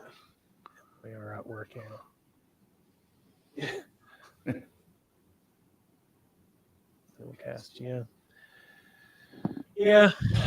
Yeah, 60. It's about it's kind of about what I say. Yeah. More artwork. Yeah. Oh boy. Bob is really sucking the life out of me, guys. Monsters, clearly taking notes from the new Dungeon Denizens monster book published by Goodman Games. It will include, which I did back, by the way, include many new monsters like high CR creatures for every creature type and scaled NPCs. For example, there's already a low CR cultist stat block in the monster manual now, and they want a cultist type NPC stat block for each tier of play. They said the PHB will have all new art and more art. Kind of did that in 4th edition. That's one of the things I really liked about 4th edition was they kind of gave you a monster at like like 3 different levels, essentially like low, medium, and high. I always thought that was a really good idea, and I wondered why they didn't carry that over in 5th edition. If you're going to carry anything over, do something like that, you know. Including unique pieces for all 48 subclasses, Is that too loud? confirmed 4 subclasses for each class, and new art for There were character parts that I really backgrounds liked. that are literally landscapes and scenes, as in backgrounds you would imagine your character in front of. And they specifically talked about how the monk class, which has traditionally been represented with mostly East Asian influence, will now be represented in artwork and language not specifically East Asian, because there are unarmed martial arts practices from all over the world. So now your monk can be Friar Tuck doing kung fu. Dressed up like a San Diego Padre. Yeah. Jeez. You gotta offend somebody all the time now. Also, the monk's martial art die is getting a boost. Along those lines, Crawford said that all text and concept art now goes through an inclusion review process before anything is published, something they probably learned after Spelljammer. He talked about the 1D&D surveys receiving more responses than the entirety of the original. It's all old news, by the way, but we'll keep going. Playtest process for D&D 5e, and how they do have people who read all of the written survey feedback, even pointing out one designer who was at the event who reads everything, and everyone gave him a round of applause. On this note, they said the idea of... Did you guys ever see the Jeb Bush please clap thing? That's what I'm thinking of. Please clap. Yeah, Nixit, woke commissars. That's where we're at. We've talked about it time and time again. You know, I have an interesting take on a video that will be released tomorrow. It's about, I'm drawing some similarities between Venezuela under Hugo Chavez and Nicolas Maduro. Is that El Chapo? No. It's El Comandante. What time's that drop, Double D? Probably noon. Eastern Standard Time? Yeah. Eastern Standard Time, everybody. But if you are a channel member at the $2.99 level, you can already watch this video. I'm going to give those guys no spoilers. Yeah. You can wet your beak a little bit early if you join at the $2.99 level. And I thought it was, I don't know, it's an interesting, I was just kind of ruminating on it over the weekend. I don't know, I must have seen something about Venezuela, and I'm like, there's a lot of similarities between what those guys did to that country and what Wizards of the Coast is doing to D&D right now. So I don't know. Hope you guys like it. We shall continue. Having the druids. That's right, Zoyin. Those $2.99 jokes. Wild shape as templates instead of specific creatures was a highly requested idea from feedback on previous surveys, and then it didn't test well in 1D&D, background on so they're making that adjustments. computer. Is that Duck Hunt? Or is that like what is that background? Or is that Mario or something? Unfortunately, it is distracting. I think it's Duck Hunt. Well, it's just so plain. It's so plain. I think it's just the standard. I think it's just a standard Windows. Venezuela. Another interesting note about the surveys was that they always ask what edition of the game you started with, essentially so they can sort responses and look for preferences that are. So if you say you started in first edition or Beck Me, they can just throw it out because they don't give a fuck about you. Take your book, rip those pages out, throw it out. Yeah, you guys can leave. Yeah, DM James agrees with you. Yeah. I guess it kind of does look like Duck Hunt. I don't know. Maybe Bob's a man of taste. Where's the? We need to see the light gun. And that dog that comes up at the end if you miss something. Tied to each edition, noting that there are now more people than ever who have come to D&D through 5e than all the other editions. But even that group has a wide range of preferences, so it helps them do their best to appeal to you listen to my thoughts, man. You're freaking me out. That's exactly what I said. Wants and needs of all groups. Is mic on? Then Crawford talked about addition changes and how everyone really knows 3.5e should have been called 4e because you had to replace your core books. However, they also stand by the idea that this new 2024 set of core books will still be 5e because it's all backwards compatible unless there's a specific note in the new books about how to make an adjustment, and how Xanathar's and Tasha's content is getting special treatment, and how spells or monsters that didn't seem to match their original power level or challenge rating will be adjusted to actually match their original level or challenge rating. Basically, any spell that seemed too weak for its level would become more powerful to match that original. Oh yeah, that's because that's exactly what you need in 5e is more powerful spells. All right, so I say healing word. You all get 100 hit points back. What? And if it goes over your You max, were sitting next to me, guys. What did my face look like the first time I heard that spell? Huh? Mr. Furley. What now? Yeah, healing what?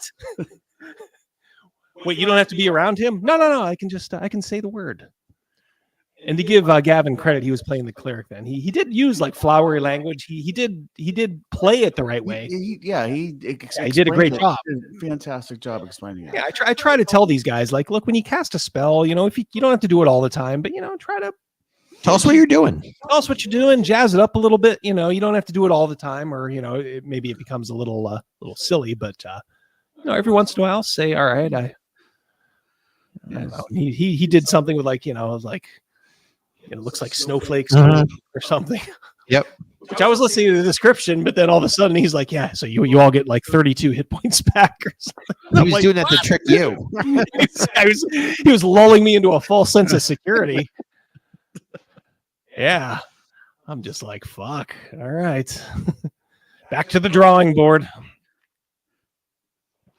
There were times I felt like a cartoon villain. Like, literally like a cartoon villain.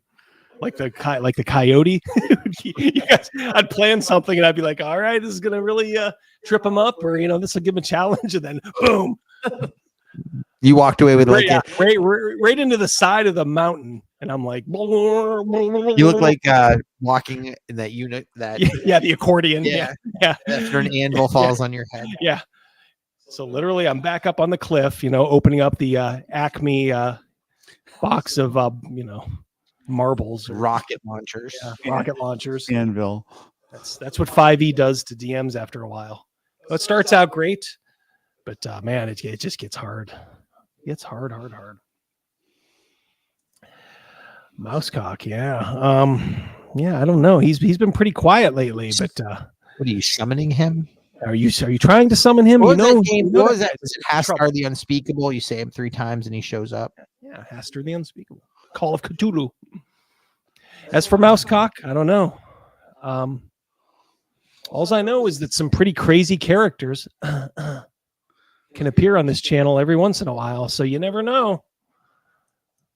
As I said, I will travel a long way for a wig and a laugh. About 11 miles is his range. 11 miles in 24 minutes. So there you go. 11 miles, $27, 24 minutes. Gas and a speeding ticket. Yeah, wigging ain't easy, boys. Oh God. Okay, Bob. He's actually talking a little sense here. I'll give that to him. No level, rather than changing the level itself, but they are making those changes. Don't you wish? Crawford also said that the next Unearthed Arcana article will contain all 6 of the remaining classes and new weapon options, namely Weapon Mastery. This was a feature from previous editions that I think exists in Pathfinder as well, and the underlying idea is giving martial classes more to do, and the way it works is that martial classes are able to train in specific weapons and unlock new cantrip-like properties for mastered weapons. It used to just be like a +1, wasn't it? I think for weapon mastery. Yeah. Wonder what they're gonna do. It's more insane power for the players. When you swing this weapon, it turns into 3 of them. You can attack 3 different people with it. What? Critical. So I'm actually rolling 9 times my damage now. Sorry. Your demi lich is done. this sounds familiar, I made multiple videos last year about my own 5e weapon system project, full of new features for each weapon, but I ultimately abandoned that around the time of the OGL controversy. Thanks for letting us know. It's on the scrap heap. Talked about a few specific weapon properties, but they're all going to be in the next Unearthed Arcana like any day now, so you'll see them very soon. And the last bit about... Yeah, Sword from the Sword and the Sorcerer. Yeah, I'm surprised they haven't brought that in some form. It's in the domain of house rules for us. We need another movie night. Yeah, we'll do. I'm planning it. I'm just trying to figure out the trying to restructure it. I think they're still a little too long for the average, so I'm trying to figure out a way to get them down to like maybe like half hour of commentary of everything. Yeah. Yeah. Just piling in more in less time. The first Sword and the Sorcerer had a pretty good, Deathstalker, which I thought was actually technically even better, but it kind of fell off a little. So, but neither was over 1,000 views, which is kind of like my benchmark for a decent video. So maybe people aren't feeling it as much. Well, it's just, but I also knew too, look, you're asking people to give an hour of their time. People's time is very valuable. Absolutely. They'll watch a 10-minute video because they can just kind of throw it on. And, sometimes they may or may not be paying attention to you. But, to get them to watch an hour long is, that's asking a lot of people. And those are probably your biggest fans too. That's why I'm thinking of trying to figure out some way to maybe put it in with like the memberships or something. Obviously start it there and bring it out. Well, you could cut out Crazymouse and all those stupid questions. Yeah, I'll have a dart gun. Whenever Crazymouse asks a question, I'll be like, "Shut the fuck up!" Like hit you again. Like when Dwight on The Office had his concussion and they had to keep spraying him with water so that he wouldn't fall asleep. Yeah, these guys are saying fire and ice. Yeah, I've heard that before too. Can you remember that, Crazymouse? Yeah. Fire and ice. Animated, right? Yeah. And from what I remember, it is a pretty good movie. It's been a long time since I've seen it. Wasn't Frazetta involved in that? Yeah, I think that was Frazetta. Yeah, which is probably why it's underrated. Fire and Ice, isn't that like Game of Thrones or no? Well, it's the same terminology. Okay. This was an animated fantasy adventure. Okay, back. and that's the movie that people are asking for. Yeah. Okay. Early 80s. I think early 80s. Yeah, That's what we're looking for. That's the genre. Mm-hmm. Yeah, so it certainly fits. Or we can do Cannonball Run.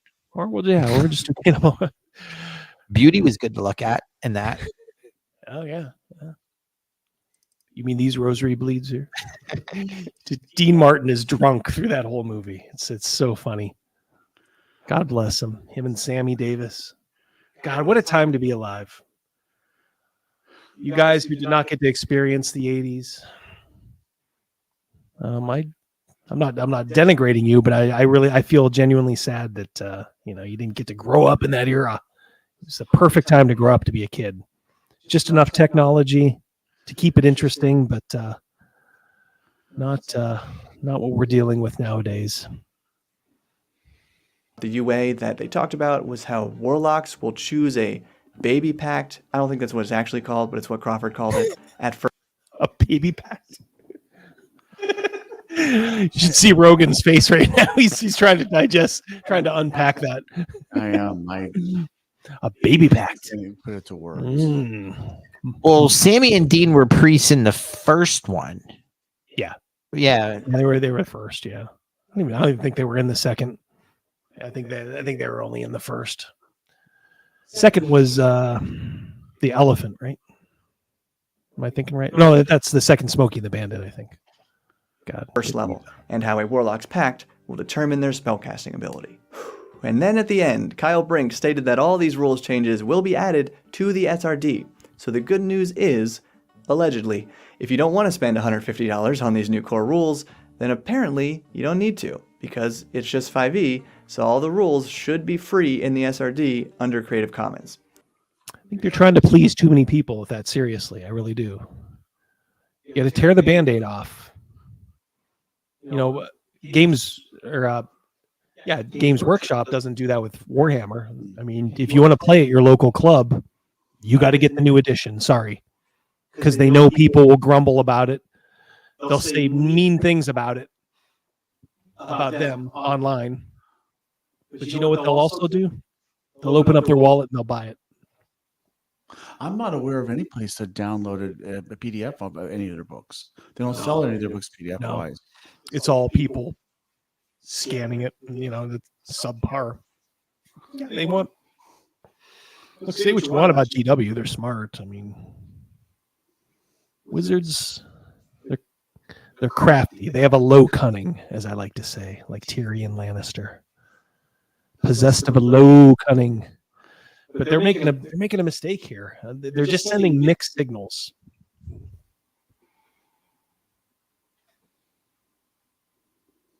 I hope they actually follow through on that.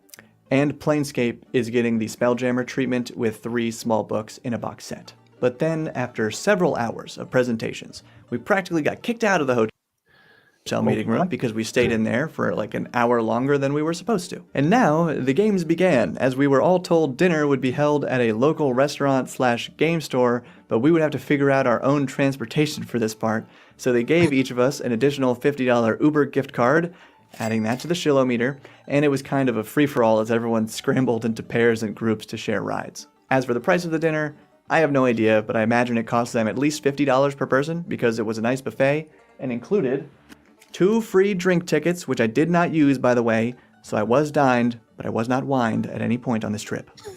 Well, that was your choice. They gave you the booze, you just chose not to use it. And for the record, if they gave him 2 tickets that he didn't use, why didn't he just give it to one of his new friends? Like, I have these 2 tickets I'm not going to use. That's standard operating procedure for that. You guys want my drink tickets? I ain't going to use them. Yeah. You give it to people who are drinking and having fun. This guy is certainly missing out on a handful of social norms. Yeah, he is. Yeah, he's not like an Aspie or anything, No. but he's just a little clueless. He needed someone like us to grow up with. Yeah. To occasionally just say, Bob, I love you, but what the fuck are you doing, dude? Just don't do that anymore, please. We've all You're had embarrassing the shit out of me. Trying to get girls. We've all had a friend or two like that growing up. Yeah, of course. And you love them, but it's like, that's why all this stuff about bullying, it's like 70% of this shit is not bullying. It's just people keeping you in line. Yeah, dick move, absolutely.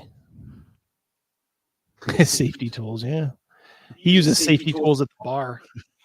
They gave him the drink ticket, and he had to get a cocktail napkin and put a big X on it. Oh, I don't drink.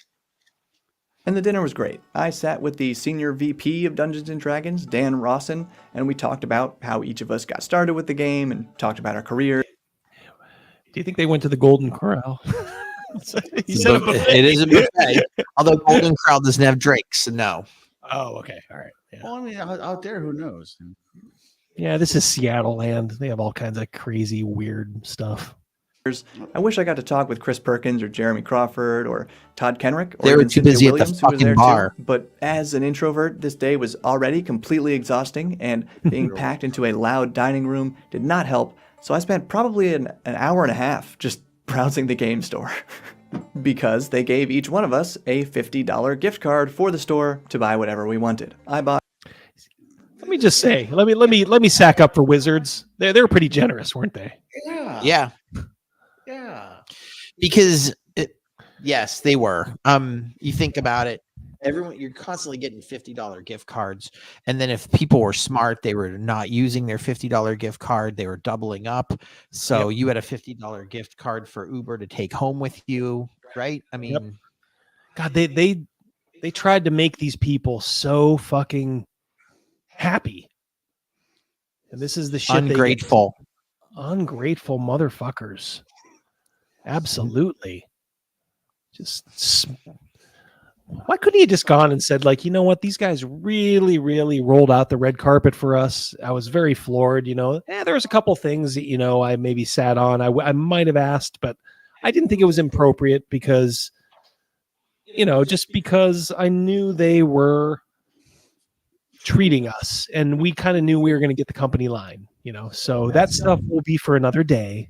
If that beginning if I don't want to misunderstand it, was the hotel $500 a night, or was it $500 for their 2 nights? Looking at that room, that looked like a $500 Okay. room, didn't it? So, all right, let's pretend that that it wasn't is. like That that was wasn't my- like one where you walk in and it's just Right. 2 beds. Okay. That had like a little A suite. lounge area. It was a suite. Yeah, a little mini suite. I would say it's a mini suite. They spent realistically, so that's $1,000 for the hotel rooms for all these people. Yeah.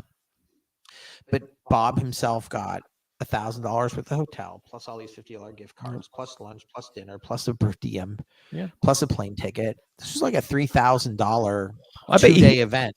I per haven't seen. person. Yeah, I like all these videos. I tend not to watch them through because I want the reaction to be raw and live. So I don't know. He may do like a Shillometer like total at the end. So well, I guess we'll see.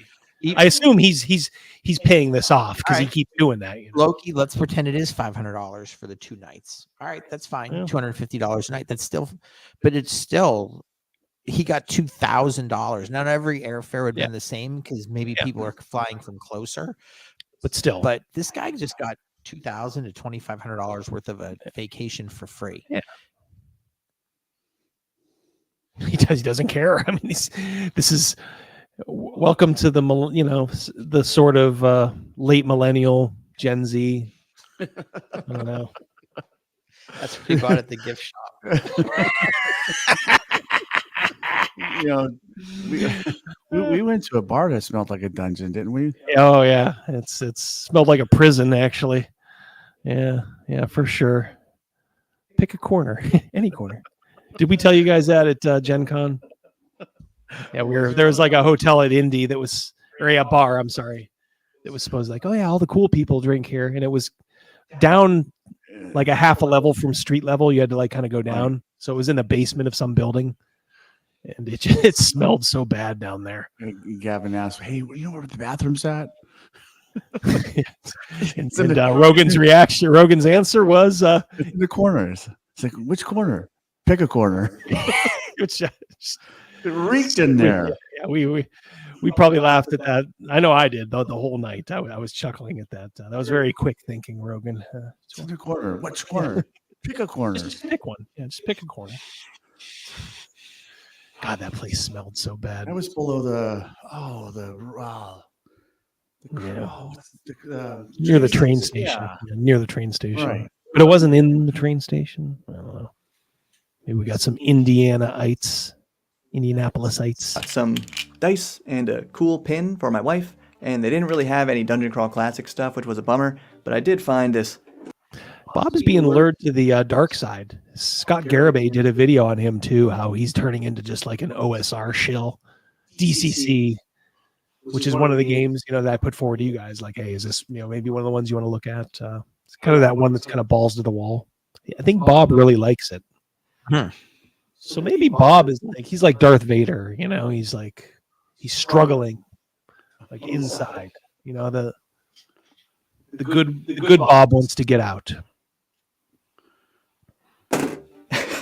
Absolutely sick basic D&D lunchbox that came with a thermos inside clunking around in there. And that brings our Shillometer to a total of $2,036.40. Fortunately, I'm guessing that if you've watched this... Good guess, Crazymouse. Don't ever doubt his penchant for figures. Yep. What were you going to say, Ruben? Hold on, I'm trying to do the math as well, but I'm not as good as the mouse. Nobody is. Crazymouse is a human adding machine. The lunchbox actually would have been a pretty cool. Oh yeah. thing. That's actually. Now, that was the X basic set after the Arrow Lotus. The art behind you, Crazymouse, but it's still a pretty good piece of art. That looked like an old school metal one too. Mm-hmm. Oh yeah. That's a retro, nice retro box. Good taste, Bob. Let's give credit where credit's due. Brian just called that out too. The lunchbox is worth it. Yeah. I remember my metal lunchbox when I was in grade school. Adam 12. Yeah. Yeah, I think I know I had like probably at the time it was like a Dallas Cowboy one. Even though that was when I was a wee lad, I was a Cowboy fan, and then Saint Dan Marino turned me into a Dolphin fan. But I think I had a King Kong one. Yeah. You know, where I brought this up on Twitter too. They're like, post a like a movie poster from your childhood that really affected you, and that was one that I always remember. My friend Chris had that King Kong coaster of him straddling the Twin Towers. Right. Most disappointing thing ever, going to that movie and like, all right, he's going up the Twin Towers. Like, why isn't he straddling? Where's this train or whatever that he's holding in his hand? If you look at the thing, he's got like, it doesn't even look like a plane. It looks like a train. It was the most badass picture ever. Chat chiming in. Kiss Lunchbox, Dragon's Lair, Knight Rider, Evil Knievel. Mm-hmm. Knight Rider, yeah. Evil Knievel. Evil Knievel, yeah, that would have been. I definitely saw those. These other ones I had seen, but I wasn't. They weren't like contemporaries of mine, but I was aware of them. Metal Overkill just said metal lunchboxes are $25 on the Amazons. Yeah. Muppets. Yeah, Muppets. Yep, absolutely can. Fall Guy. I'm not the type to kiss and tell. going back farther, Sigmund and the Sea Monster. Oh God, yeah. Land of the Lost. Yes. Mm-hmm. Land of the Lost. The Slee Stacks. Yeah. Slee Stacks. Yeah. Bill Lambert was a Slee Stack. Bill Lambert. Yeah.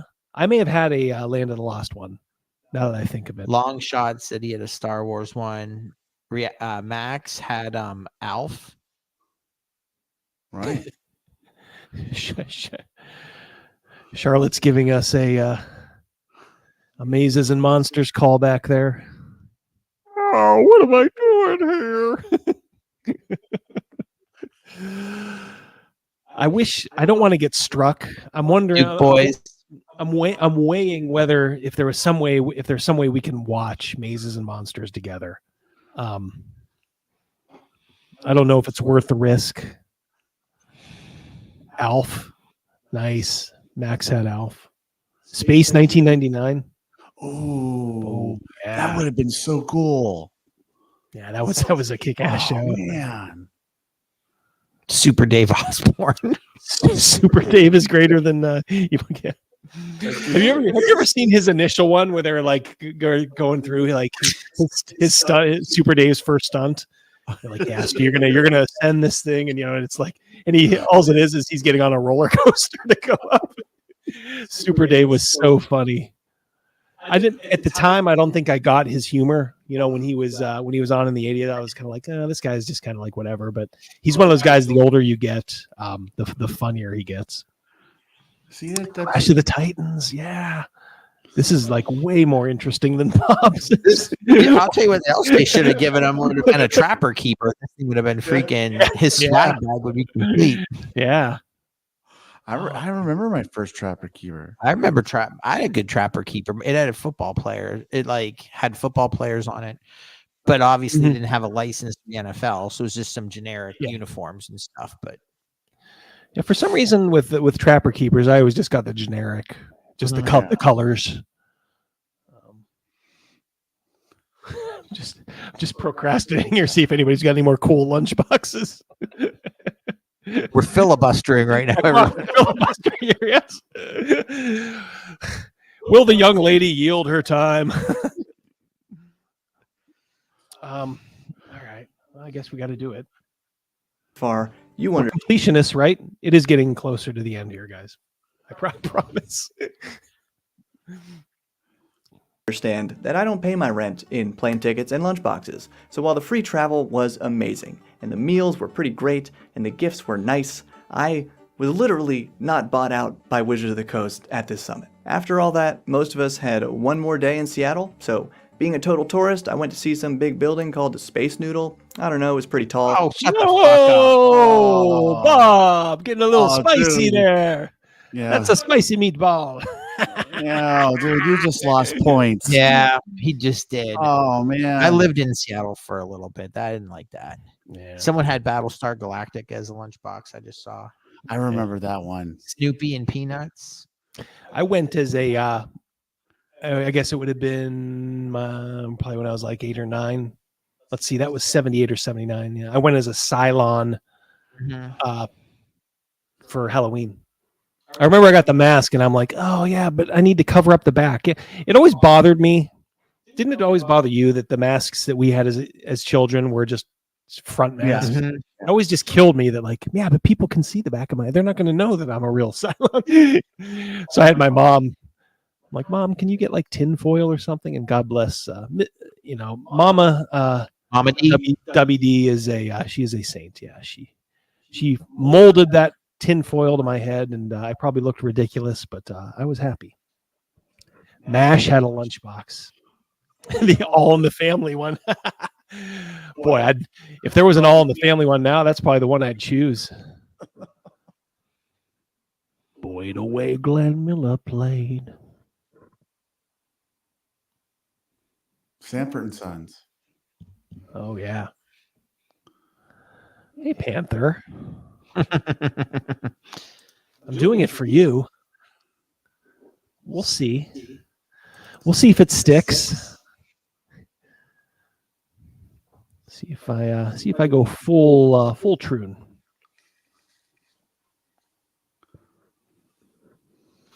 Yeah, exactly, Charlotte. Yeah. How are they going to know that I'm really Batman if they can see my hair? Yeah, that is the way I thought.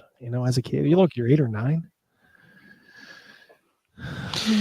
All right. So since he went to the Space Noodle, dum, did you go down to Pike's Peak Pike's Market to go catch the fish or watch them catch the fish? Ooh, let's see. This could be. You know what I'm talking about? Where they throw the fish? Yeah, the famous market where I went down there. I remember you said that. Yeah. Actually, when I lived in Seattle, they were filming The Real World Seattle, and they were just finishing up when I lived there, but I never saw any of the film crew at all. But it was all a buzz. And when I was in line, an employee recognized me and was super excited about it. And that's only the 4th time I've ever been recognized in public, so that was another highlight of the trip. And on the last night at the hotel, I hung out with Ted, Josiah, and some other creators for a while, ate the rest of my leftover pizza from the first night, and then... His personal pizza? I guess. This guy held tight to his money, didn't he? Jeez. Don't get between Bob and a penny on the floor. You're about to get run over. Wow. Eating leftover pizza in your hotel room. Was there a microwave in there, or was he eating it cold? Dude, I like the cold pizza. I do not like cold pizza. Man. No way, Jose. Next day pizza right out of the fridge. Mrs. Mouse likes cold pizza. Nope. Mrs. Mouse has this new freaking habit that's annoying me at dinner. She'll just... all of a sudden, we think we're all done eating, and she'll go grab some random loaf of bread or something and fucking or biscuit, and take it, rip it in half, and then dunk it into the sauce or gravy, whatever we were having, which is fine. But then she leaves that biscuit ripped in half instead of cutting it in half that'll fit in the toaster. Now it's just like, yeah, it's useless. I said, what are you doing? Don't get between me and my biscuits. What are you doing here? Whatever. You got to give him the slack-jawed look a little bit. Like I give her the half-eye trolley half the time, man. It's freaking. What are you doing here? Okay. We played a riveting game of D&D Trivial Pursuit with some of those creators, and Celeste Conowitch, lead designer of Kobold Press's new game, Tales of the Valiant. Ooh, who's that? Wait. She's invited to our summit. Makes mayonnaise seem spicy. Well, if she's a Kobold Press, she's probably I guarantee you she's a little she's probably a little crazy. Not she wasn't too bad though, was she? Maybe that could be one of those. I never say that now because it could be a glamour shot. It could, because remember the cowboy hat chick, Jennifer Price, from like 10 years ago. She looks like a like a middle-aged mom now. you think Bob had some dark thoughts about that Kobold Press woman? No, I don't think he has a dark thought in his mind. You think he'd never stray from grace? I bet he's a pretty honorable dude. I bet he wouldn't. I agree with that. Honorable. Yeah. Say what you will about him, but I think Bob kept his virtue. Networking? Intact. Then the true final day of the trip was all travel. I got home very late, completely exhausted, and I started thinking about what I learned from this experience. Personally, my main takeaway was that I need to go to more in-person events because the most fun I had the entire time was just meeting and talking with other creators and with the developers and designers. But Boy, wait till you get to play around a table with them. Yeah, it'd be crazy. Yeah. It's crazy what can happen. Fun just sort of breaks out all over. a couple days ago, we got a survey from WotC to give them. From who? The first thing I told them was how smaller group sessions would be great because it kind of forces everyone to introduce themselves, whereas this large group setting really puts the onus on us. Large group, 20 people. Yeah. He's lived such a sheltered existence. Individual guests to Imagine introduce going to a ourselves sporting to each event other with and to any of the 80,000. WotC staff. But their survey also asked this great question. What impact, if any, did the Content Creator Summit have on your opinion of Wizard of the Coast? Oh. And I said, Here we go. What's he going to say? What do you think, chat? I'm holding my breath. I'm holding my breath. Type in the chat 1 positive, 2 thumbs down, like let him die. Let's see what the consensus is before he tells us. I'm gonna say he's gonna chicken out, and he will probably 9. I think he'll say positive things about him. I think he's gonna give a polite positive with some critique. Yeah, because he was not one of the ones that got into it with them. He's kind of smart that way. It was great, but yeah, and then the word "but" just means ignore everything I just said. Here comes the important part. Yeah, he wants to show solidarity for these creators of diversity, but he's also smart enough to know like I ain't getting in the middle of this bullshit. So he just kind of watched from afar. So I'm gonna say he wants to be invited back. He liked it. And he's going to say positive things.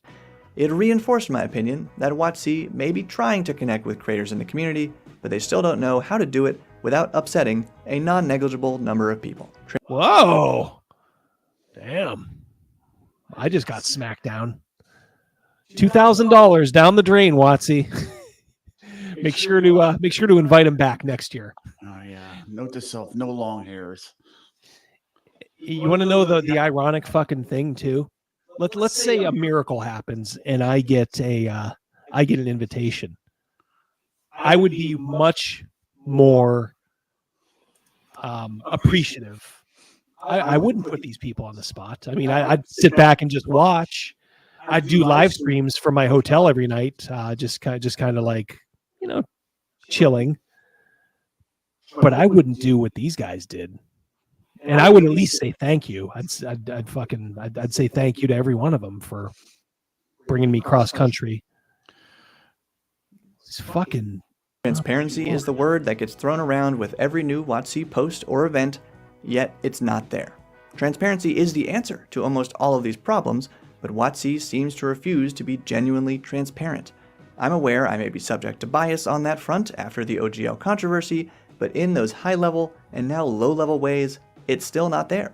For example, a clear itinerary and more transparent messaging that this event was to be mostly a VTT showcase for actual play producers would have saved the summit.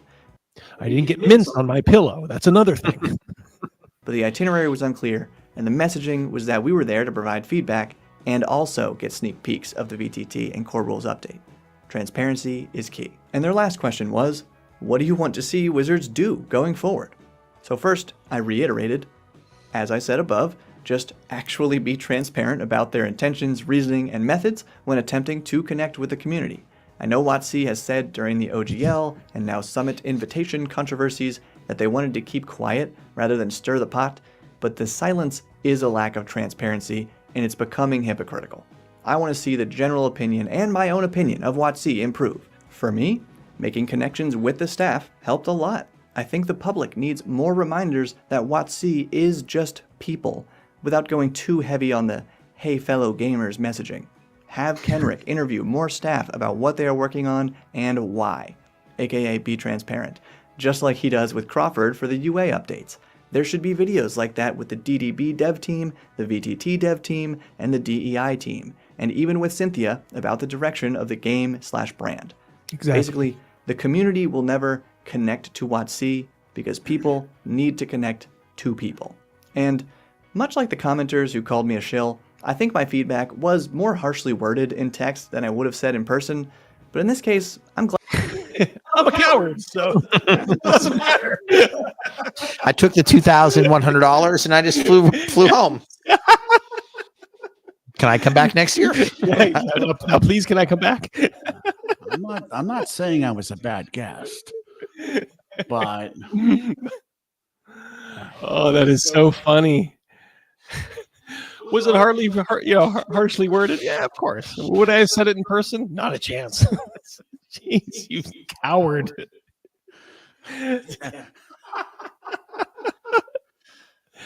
It was almost worth waiting through to see that little bit at the end. Glad they gave us the opportunity to submit written feedback because that is how I feel. It's a shame that to a large extent this summit was, as executed, supposed to be primarily a PR showcase for the VTT, and when they couldn't hardly answer any questions about it, it just made it seem rushed.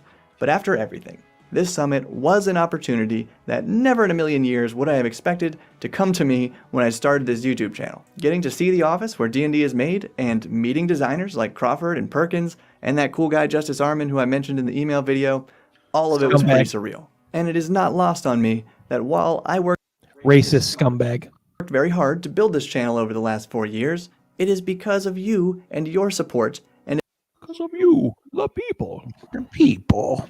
In a huge way, the support of all the Bob World Builder patrons that really made this opportunity possible for me. So as grateful as I am for the event organizers who put me on the list, I have to thank you for all your...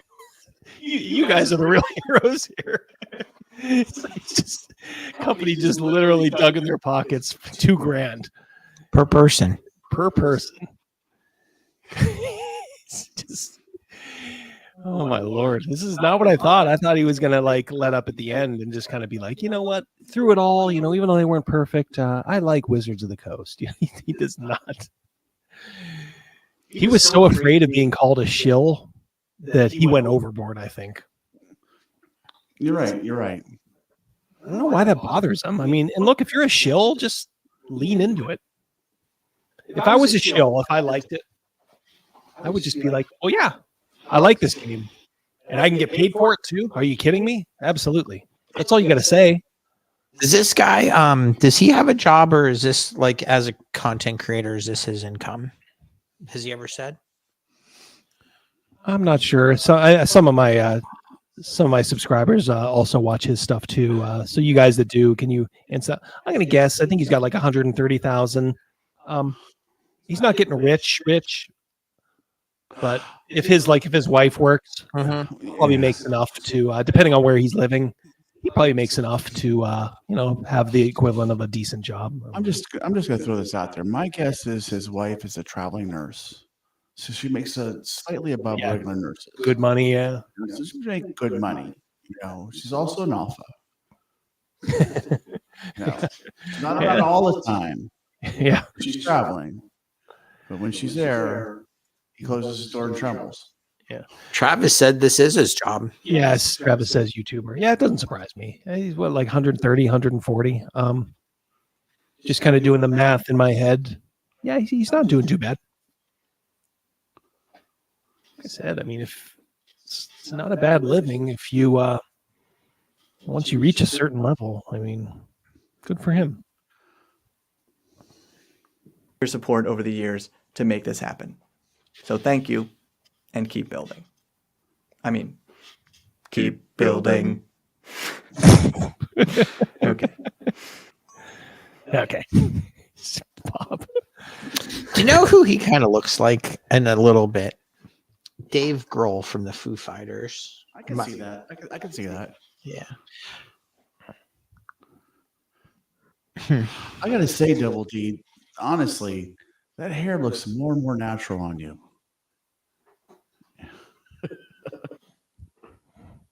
It does. How you doing, boys?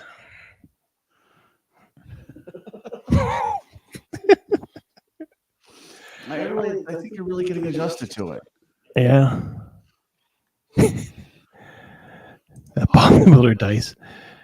How you guys doing for time? Would you have time for like 15 or 20 more minutes, or are you guys done? Well, let's ask the audience, like, how you guys feeling? How you doing? Oh, these guys will stick around. They are trapped in my basement. If you didn't know, I'm like Buffalo Bill now. They're in my pit. Put the lotion in the basket. I just came across a video of some guy, and he's like an ex-con, and they're like, "Oh, what kind of people did you meet in prison?" He's like, I was in prison with the real Buffalo Bill.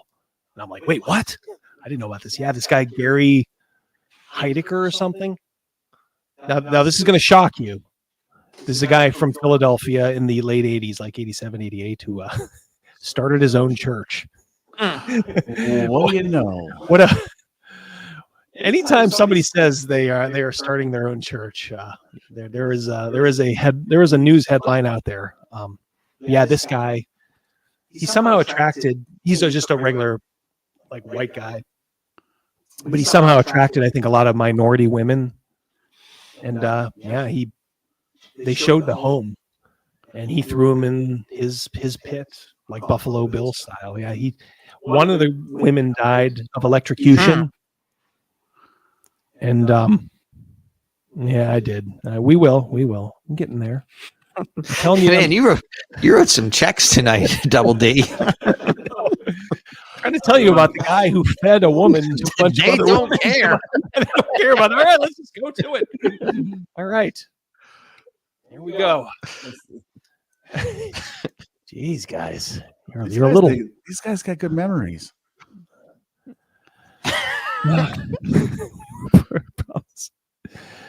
All right. Jeez. Oh my gosh. All right. That was the equivalent of them throwing rotten cabbage at you. Yeah, exactly. Let's count the videos here, shall we? The videos today. 6 hours ago, 7 hours ago, 8 hours ago, 13 hours ago, 1 day ago, 1 day ago, 1 day ago, 1 day ago, 1 day ago, 2 days ago. All right, so let's see. So 1, 2, 3, 4, 5, 6, 7, 8, 9.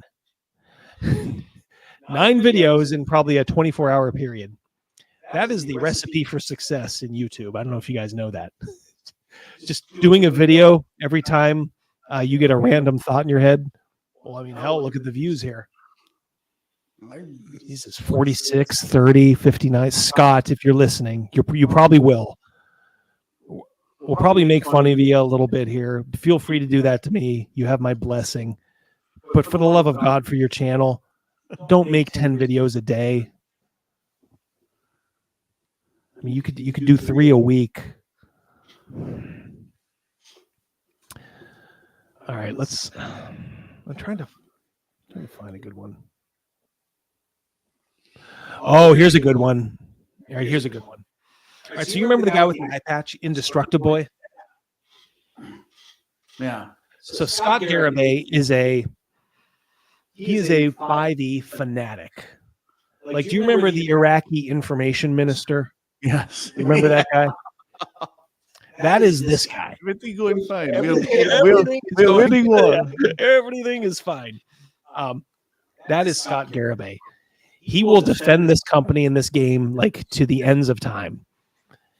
And I think he wanted like an invitation to this summit, but I think he was hurt that inside he'll say like, "Oh no. I didn't expect it." I think he was, because I'm telling you what, if they gave this guy $2,000, he'd have been like, "All right, who needs blown on the final night? Who needs blown? Rising my I took some aspirin and I'm ready to go." This guy would do it. Got those extra drink tickets? Yeah, I can use those. Yeah, they do help. They do help things. Double D is echoing big time. Oh shit! Really? All right, let's get Scott on here, and maybe that'll help. Hi, this is Scott Garibay. Today we're going to talk about Dungeons & Dragons, and we're specifically going to talk about Indestructible Boy's recent statement on one of my videos. You can see the links below, where he said he loves D&D. I already did a video where I've presented numbers that his love is questionable, right? For D&D, it's a lot more. I think the numbers support the fact that he hates D&D. He looks like Macho Man Randy Savage from that profile. Boy, you are pumping him up, I think. I'll tell you another thing. Oh yeah, let me tell you another thing about 5e. Walmart Randy Savage. Walmart Randy. That was funny.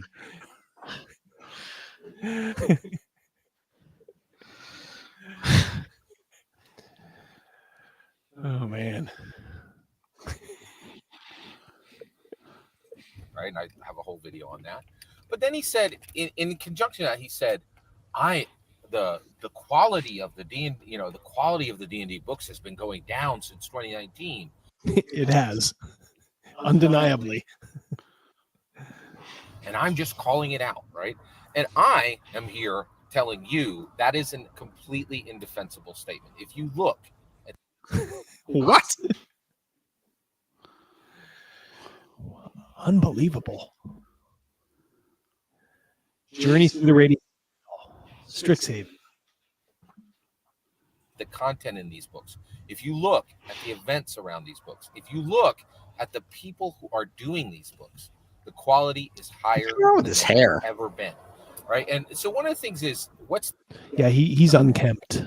Yeah, but is there a fan in the back seat blowing on his hair? He probably has his front windows down and back ones up, so he's getting that crosswind in the back seat there.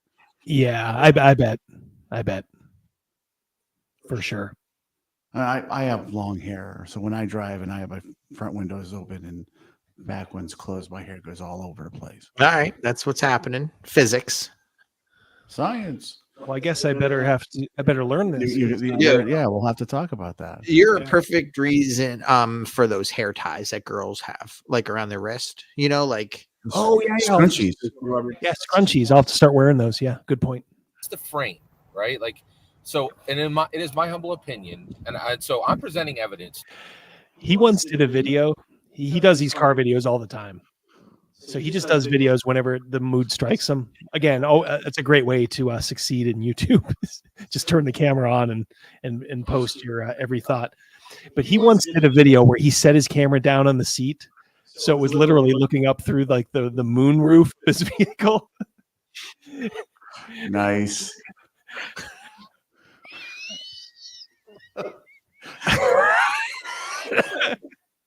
I think T-shirt can say that too. He's allowed to say that. Yeah, that's a very good one. That was good. To you that that Indestructible Boy is his stance is completely indefensible based on the content of the books, the events around the books, and fully the people who are involved in creating these books. If you look at these books, if you simply look at the data around them, his statement is completely indefensible. Let's look at Strixhaven, right? Oh God, Strixhaven, of course, is the Harry Potter D&D. Just unbelievable. I heard Harry Potter and Star Wars are the same story.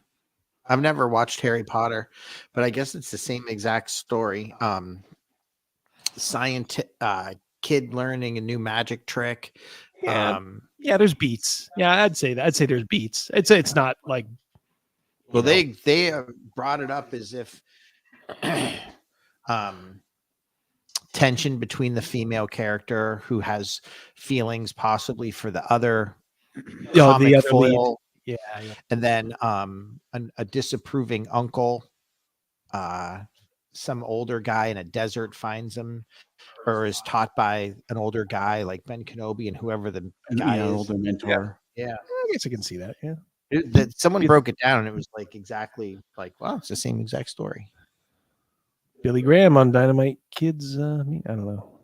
It's probably more entertaining than Scott, but yeah. So he's hyping up Strixhaven, which is just bloody awful. I did not buy the book, but I've seen PDFs of it. Wink, wink. It's absolutely awful. Just the dregs. It's astounding, right? Like what this book has done. So first of all, female creator, lead on the book, design lead on the book, right? Amanda Heyman. She just driving around the same fucking building in a circle. I feel like I've been seeing this brick wall like the whole time. It's like an old Hanna-Barbera cartoon. It's the same background. It's like that Chevy Chase on European Vacation where he can't get out the roundabout. Yeah. Look, kids, Big Ben. I went to CVS earlier tonight before coming here, and that looks like a CVS. Well, when he goes around again, we can see we'll match the sign next time. The boy is saying that the quality has come down because more than ever we're seeing inclusion across Dungeon Masters, inclusion across Dungeons and Dragons players, inclusion across female creators at a higher rate than we've ever seen at any point in history of Dungeons and Dragons, right? Imagine thinking this is a good idea for a video. Is he actually upset about the quality of the books, or is it really the inclusion, right, that's upsetting? Ooh. So he's declaring that Indestructible is one of us, a fallen angel. He's not, by the way. He's very woke, but in fact, Indestructible was one of the guys cheering on the Connie Changs at that summit. And the Bard dude, something Bard. Yeah, Critical Bard. Yeah, yep, absolutely.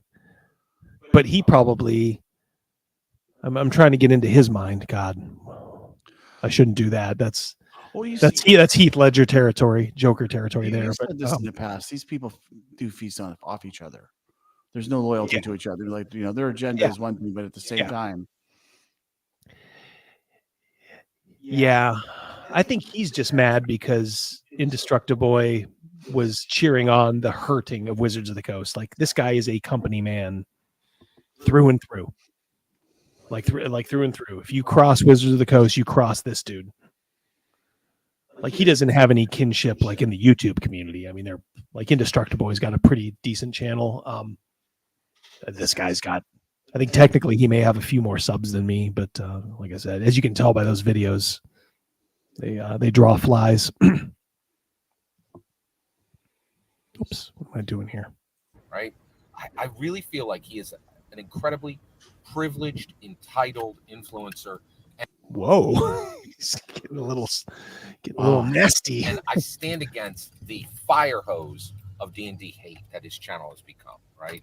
And I want to present evidence to you that his supposition that the quality of D&D books is going down is literally ludicrous if you simply look at the content of the books, at the people connected to the books, and the events around the books, right? stating something isn't showing evidence. If your opinion is not evidence. Gee, you'd think that just getting in your car and turning on the camera and just talking without editing anything is a bad idea. Rogan, come on, that's not the case. I think these people think that just because Zach did it, your boy Zach, the comics guy, because he's famous for car videos, but Zach is he's a smart guy, but Scott Garabay's a dummy. So let's talk about the content of the books, right? Of the book. Beautiful, like unbelievable layout, gorgeous art. Literally some of the best artists in all of fantasy. Stop the presses. Super chat from Zoyin. Thank you so much, my friend. Zoyin podcast. Yeah. Indestructible calls Wizards of the Coast critics alt-right grifters last week. Yeah, absolutely. So he's not on our side, but he's not on Scott's side either. So they can both eat each other, in my opinion. Yeah, absolutely. What do you think J. Scott Garibay does? Uber driver or DoorDasher?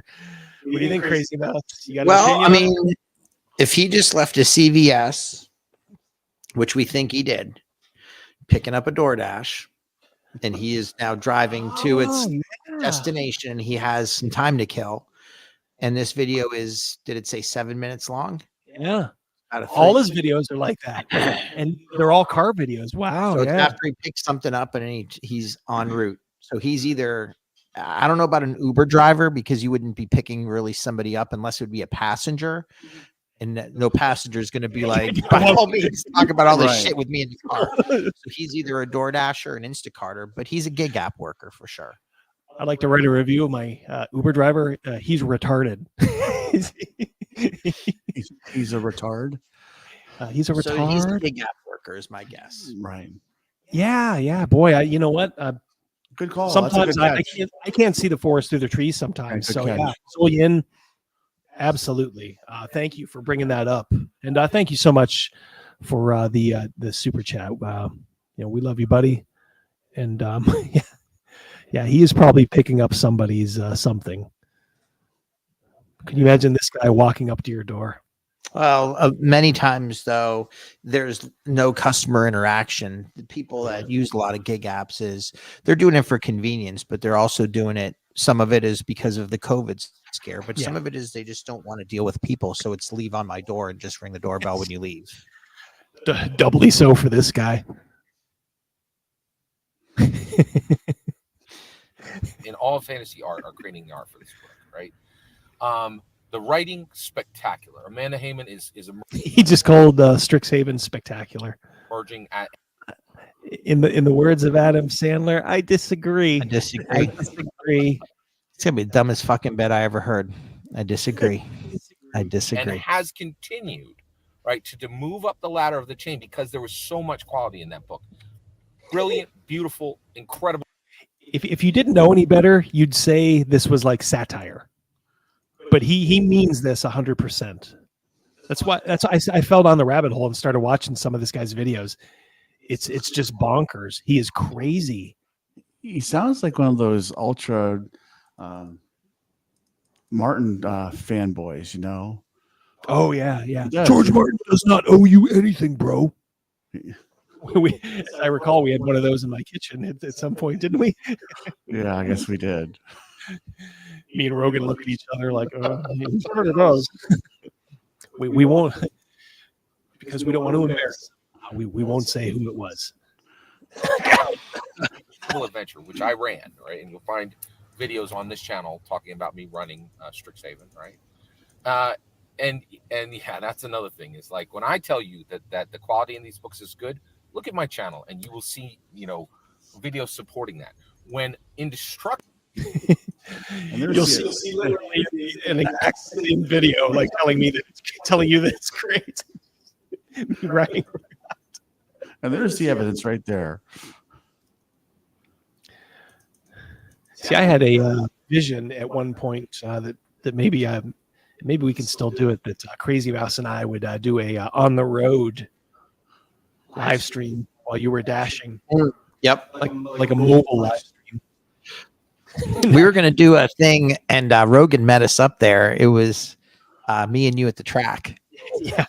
At our local horse race track. And also, our girl Kristen was going to be in it. We had the same waitress every single time we went up by coincidence, and we cracked the hell out of her, man. Yeah, she enjoyed our banter so much that we were going to and you would come up maybe after the races, Right. and we would have dessert and stuff like that. Yeah, she's a pretty young lady. Mm-hmm. I'm starting to rethink that in the car thing, although I shouldn't. It'll be us talking, but holy shit, this in the car stuff is Scott is making me sweat that a little bit. Crypto Boy tells you they're bad. Where's this evidence, right? Where it's just him complaining, right? Like it's so galling, right? It's so galling. Just what you want from your dasher. He's picking his nose. So Amanda Heyman creates reaches down casually and gets a French fry. Let me help myself to this. I got a dasher story. Opens up the queso. Someone they filled the drink too full, so I had to take off the top, and I took a sip.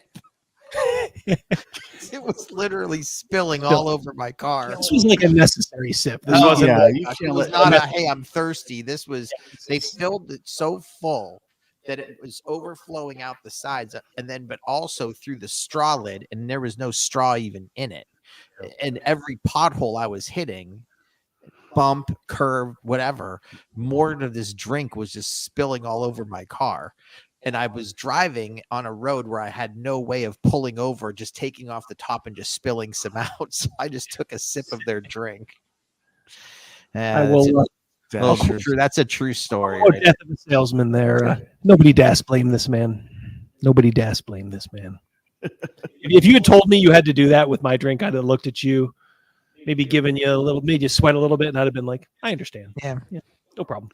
Dude, Good, your bro. red drink is literally spilling all over my car. Yeah, I can't have that. In this book, a new magic school where every single class that is connected to casting has the ability to have a completely new, unique new play style, which I have also done, right? So What the fuck is he talking? I'd love if like a woman standing on the side of the road, like just waiting for him to drive by, like "fuck you, Scott." just Kind of like how that other guy, Bob the Builder, was like, I got recognized. This guy's getting recognized around town. Dude, just do your job and bring me my fucking French fries. You've been riding around the block for 3 times. Oh, but I'm not done yet. More. That's why I keep circling. I got more of my video. My fries are getting cold. Get to the end of Strixhaven, okay? I promise. Next trip. So I did, He gets a bunch of 1-star reviews. My driver films terrible videos. levels 1 through 10 for players as they went through Strixhaven. Levels 11 through 15 as graduates of Strixhaven, right? And going. I hope you guys like that. It's going to be my next campaign. You guys are going back to school. The only thing I still think he's a gig worker, but he's not taking his eyes off of the actual road to have to look at a GPS. And if there was a GPS telling him which way to go, like turn left at fucking 5th Street or whatever, you would kind of overhear it because it would be louder. So you're starting to think maybe not now? I still think he's a gig worker. And it's weird that he was just at a CVS, unless he knows exactly the route that he's going to the house, but his eyes are not veering down towards a screen of, if his phone is recording, I mean, he could have 2 phones, you know what I'm saying? Yeah, for sure. So I do think he's a gig worker, but I just find it odd that there's no direction to his driving. Out and adventuring as Strixhaven graduates with the power they got at Strixhaven. And then I did level 16 to 20 of Strixhaven as those players as professors. The quality of this book allows play that was never accessible before. In addition to that, what Amanda Heyman actually on 2nd Street. was she, like, there's all these worlds that are boom, rock just hits his window. 2 little kids. Fuck you, Garibay. connected to Dungeons & Dragons. And like, for instance, we're about to get official we're about to officially connect our D&D minifigs and our D&D terrain to every single world that Lego has ever been connected to, right? And so, what have they done? We're playing Legos now? Legos? What the fuck is this guy talking about? Do you guys what is he? This guy's nutso. What the hell? Yeah, he's talking Legos. This is a dark journey. I didn't mean to. Yeah, it's quite the left ball he tossed. Yeah, left ball. I don't know. He threw something and it didn't go right. It is late. I hear Mrs. D upstairs. She's home from game night. She's probably wondering what the heck's going on. Wait till she sees the new WD. She is going to be very, very happy. You might have a new subscriber. That's right. Because I don't know if she has. She's never talked about it. If Friends shows, The Office show, right? Like Lego City, right? Literally, this is not a joke. Literally. Wait, what's not a joke? Pause for laughter. Really easily 300 to maybe 1,000 different worlds that Lego connects to, right? But how are you going to get, Phoebe from Friends into Forgotten Realms? All right, I understand. A lot of crossover episodes tonight. I used to live in a boarding house a long time ago when I was a young man, not making a lot of money. And in the boarding house, there are characters, subhuman, some not so subhuman. This dude lives in a boarding house. He shares a bathroom with 4 other people and the kitchen. Oh my Lord.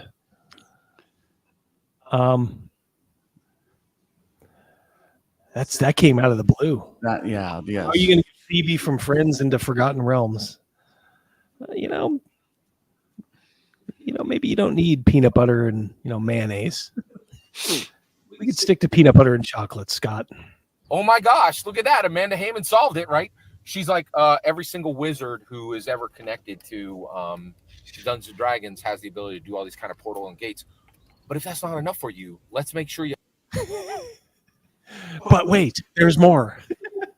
understand that this is coming directly from Magic the Gathering, where there is no less than 50 to 100 planeswalkers who can go get anybody from any world, right? Just in case you didn't have enough to connect product lore across products that have officially connected themselves to Dungeons & Dragons. That is staggering. That has never been done on any Dungeons & Dragons product ever, right? The quality on this thing is astounding. It is truly incredible. Oh, and if that's not enough for you, right? Wait, there's more. There's even more. The quality on the Strixhaven Dungeons & Dragons book is so big, it impacts products it impacts the lives of people who are not even aware of Dungeons & Dragons, right? Who's he waving at? I got your fries. Chill out. Almost done. I gotta go around the block one more time. A minute 49 left. Is this dude released? He just said it impacts the lives of people that don't even play Dungeons and Dragons. Yeah, I told you, man, this is he is part he's part Jim Morrison, part Simple Jack, I would say. What do you think, chat? Is that a good summation of Scott? It's also a toiling huffer. Gavin thinks I'm Simple Jack sometimes. We humor. Right? Rudy over on Alpha Investments just did an entire video saying that Strixhaven broke the record and is the highest cost collector's box ever printed for what? For Magic the Gathering. It's just the highest cost, which means it could have been just a huge, colossal mistake. I'm telling you, there's an exhaust leak close to the engine that's getting into that car of his. That's what's blowing his hair around. It's the exhaust. Scott, please check that. Please, we need you around, buddy. And by the way, ignore what I said. Please keep doing 10 videos a day. This is really entertaining. Gathering, right? And that's there because it's not just Sad Sack Magic the Gathering players. Ooh, taking a shot at a Wizards of the Coast property there. That back seat looks enclosed. Like, is he driving a truck? Yeah, that's a good point. Yeah, that's a solid wall there, isn't it? Well, almost looks like a grab handle right by his hair there. Yeah, not like a semi truck, like right. a pickup. I see. I think we're seeing the curved part. I see what Rogan's saying. Right. If you look behind his hair, there's a back seat handle there. Do you see what he's saying? So I think it's just an optical illusion. I think he's maybe just. I don't know. Yeah, it's hard to say because I'm like looking at the top there by his nose there going up. Is that like a roll bar? It looks like it.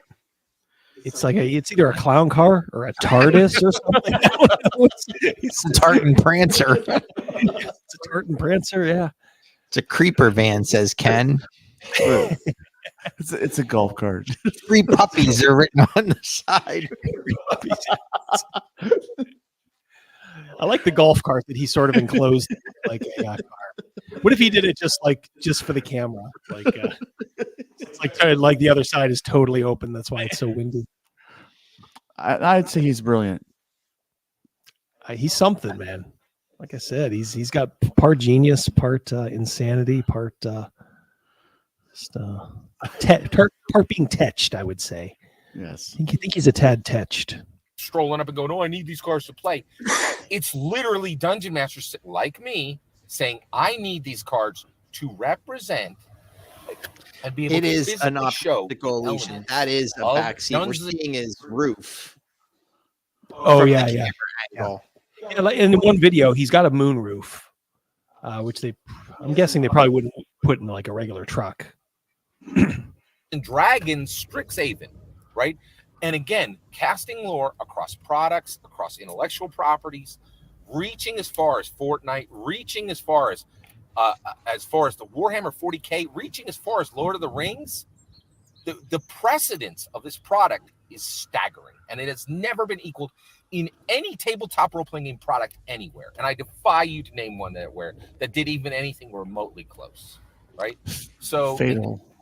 Yeah. World of Cinnabar. Destructo Boy's fire hose of D&D hatred, which is his channel, in my humble opinion.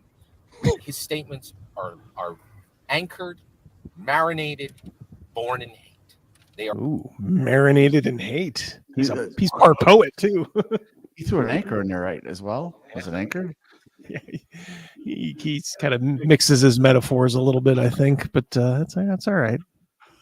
I'm digging it. I'm down with you. I'm picking up what you're putting down, Scott. They are not connected to actual data, right?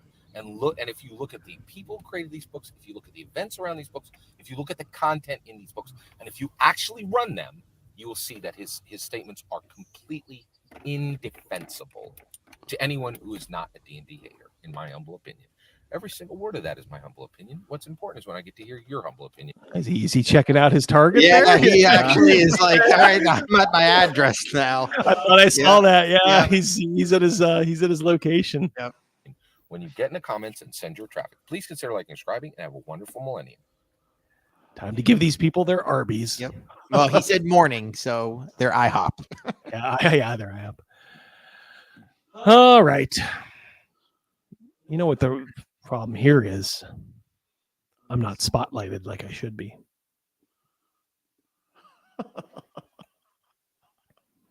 Would you fuck me?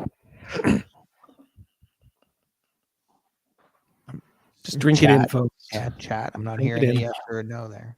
Yeah, come on. That was a question. Hell yeah, says Bleeker. Bleeker. Put a ball cap on backwards. You're Jay from Jay and Silent Bob.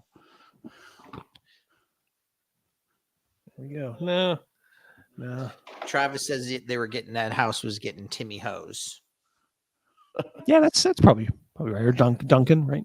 Somebody said to me the other day, they're like, who on earth Doordash is in the morning? What's available? I'm like, seriously? Bob Evans, IHOP, Dunkin', Starbucks, like McDonald's, Burger King. Like, I got a problem with them turning over at 10:30. Sometimes that's when I want to get a late breakfast to kind of substitute for lunch as well. Chick-fil-A, you got to get there before 10:30. It's a hard cut. McDonald's, they'll work with you. If you went in, you always go through the drive-through Double D. I do. But if you went inside, you might be getting some free Chick-fil-A, right? Oh no, I went actually story.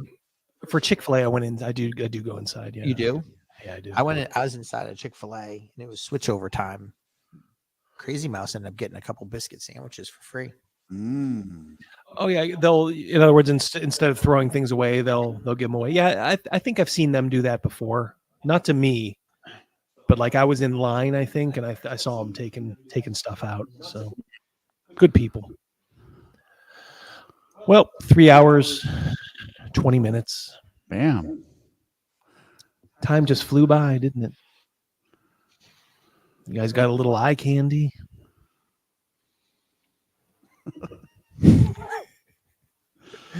All right.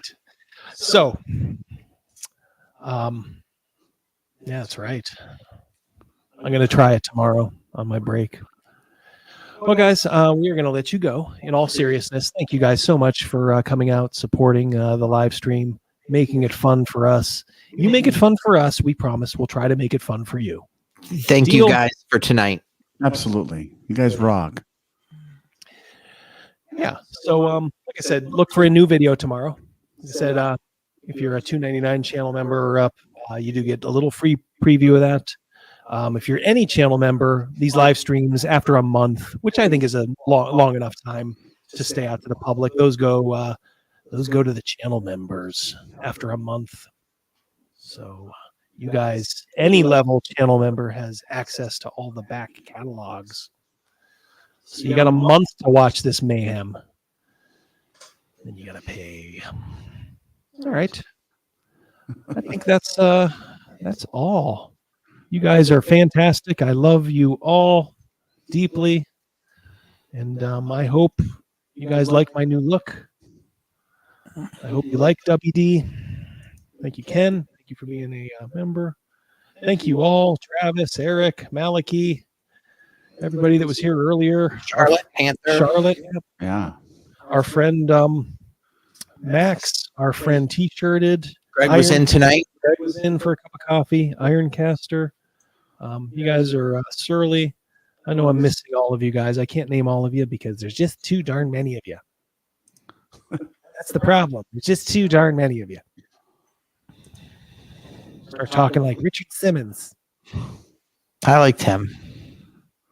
I liked when Eddie Murphy did a parody of him in The Nutty Professor.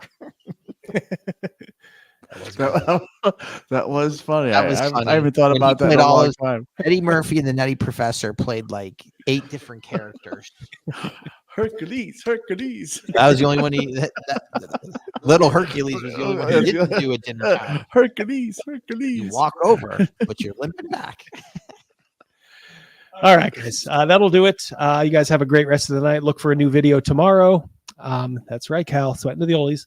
Thanks for patrolling the grounds, Cal. If you're out there, thank you too. Oh, I don't know. I didn't see him tonight. Maybe That's noon Eastern time tomorrow for the video, everybody. I think noon Eastern. I think like I said, you some of you channel members got to taste it early. Got to sup of my cup. All right, so for and it's your W Festival. Nice. Sing you out. Have a great rest of the night. Oh, we will talk so very soon. Peace.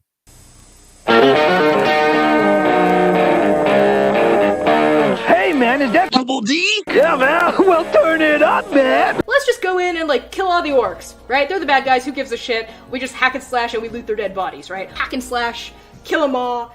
Conquer the infidels. Boy, that campaign sounds like a barrel of fun, doesn't it? Mazes and monsters is a far-out game.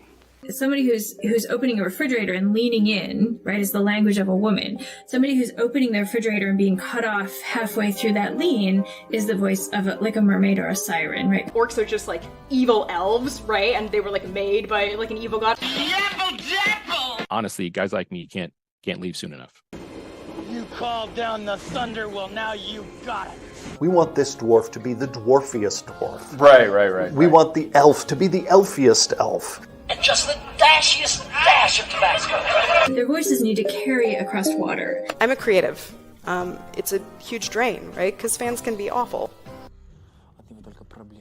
You're not in Transylvania anymore, Crystal. We don't talk vampire. When you say white lives matter, they don't. White lives don't matter because white lives aren't a thing. I disagree. I disagree, Gary. Lutherville, Marina Del X, Otisburg, Where's this monster? She's got her own place. Otisburg? It's a little bitty place. Otisburg? Okay, I just wipe it off. That's all. It's a little town. We'll do it live. Okay. We'll do it live. Fuck it. Do it live. I'll write it and we'll do it live. Fucking thing sucks. In 5, 4, 3. Great! Great sandwich!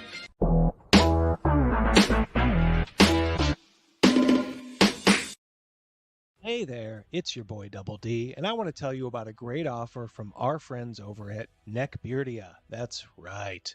We all love James and Megan, and I am happy to say they love us too. That's why they are offering a 10% discount on everything in their store just for my audience.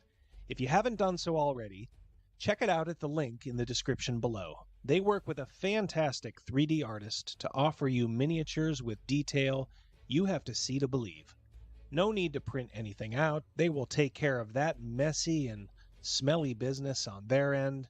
All you need to do is pick out your next character or the next group of monsters your party is going to fight. They also have some pretty hilarious subclasses for you guys that are still playing 5th edition, all for less than a cup of coffee. They have adventures, Atomic Punk 2160 by the Basic Expert, t-shirts, and a lot more. Why not support people that don't hate you? Use the promo code DND10 for 10% off your order. And remember that shipping is free for orders over 50 pounds. That's just a little bit over $60 US. Visit them today and don't forget to use the promo code DND10. What qualifies you to be a U.S. Senator? You have 60 seconds. Hi, good night, everybody.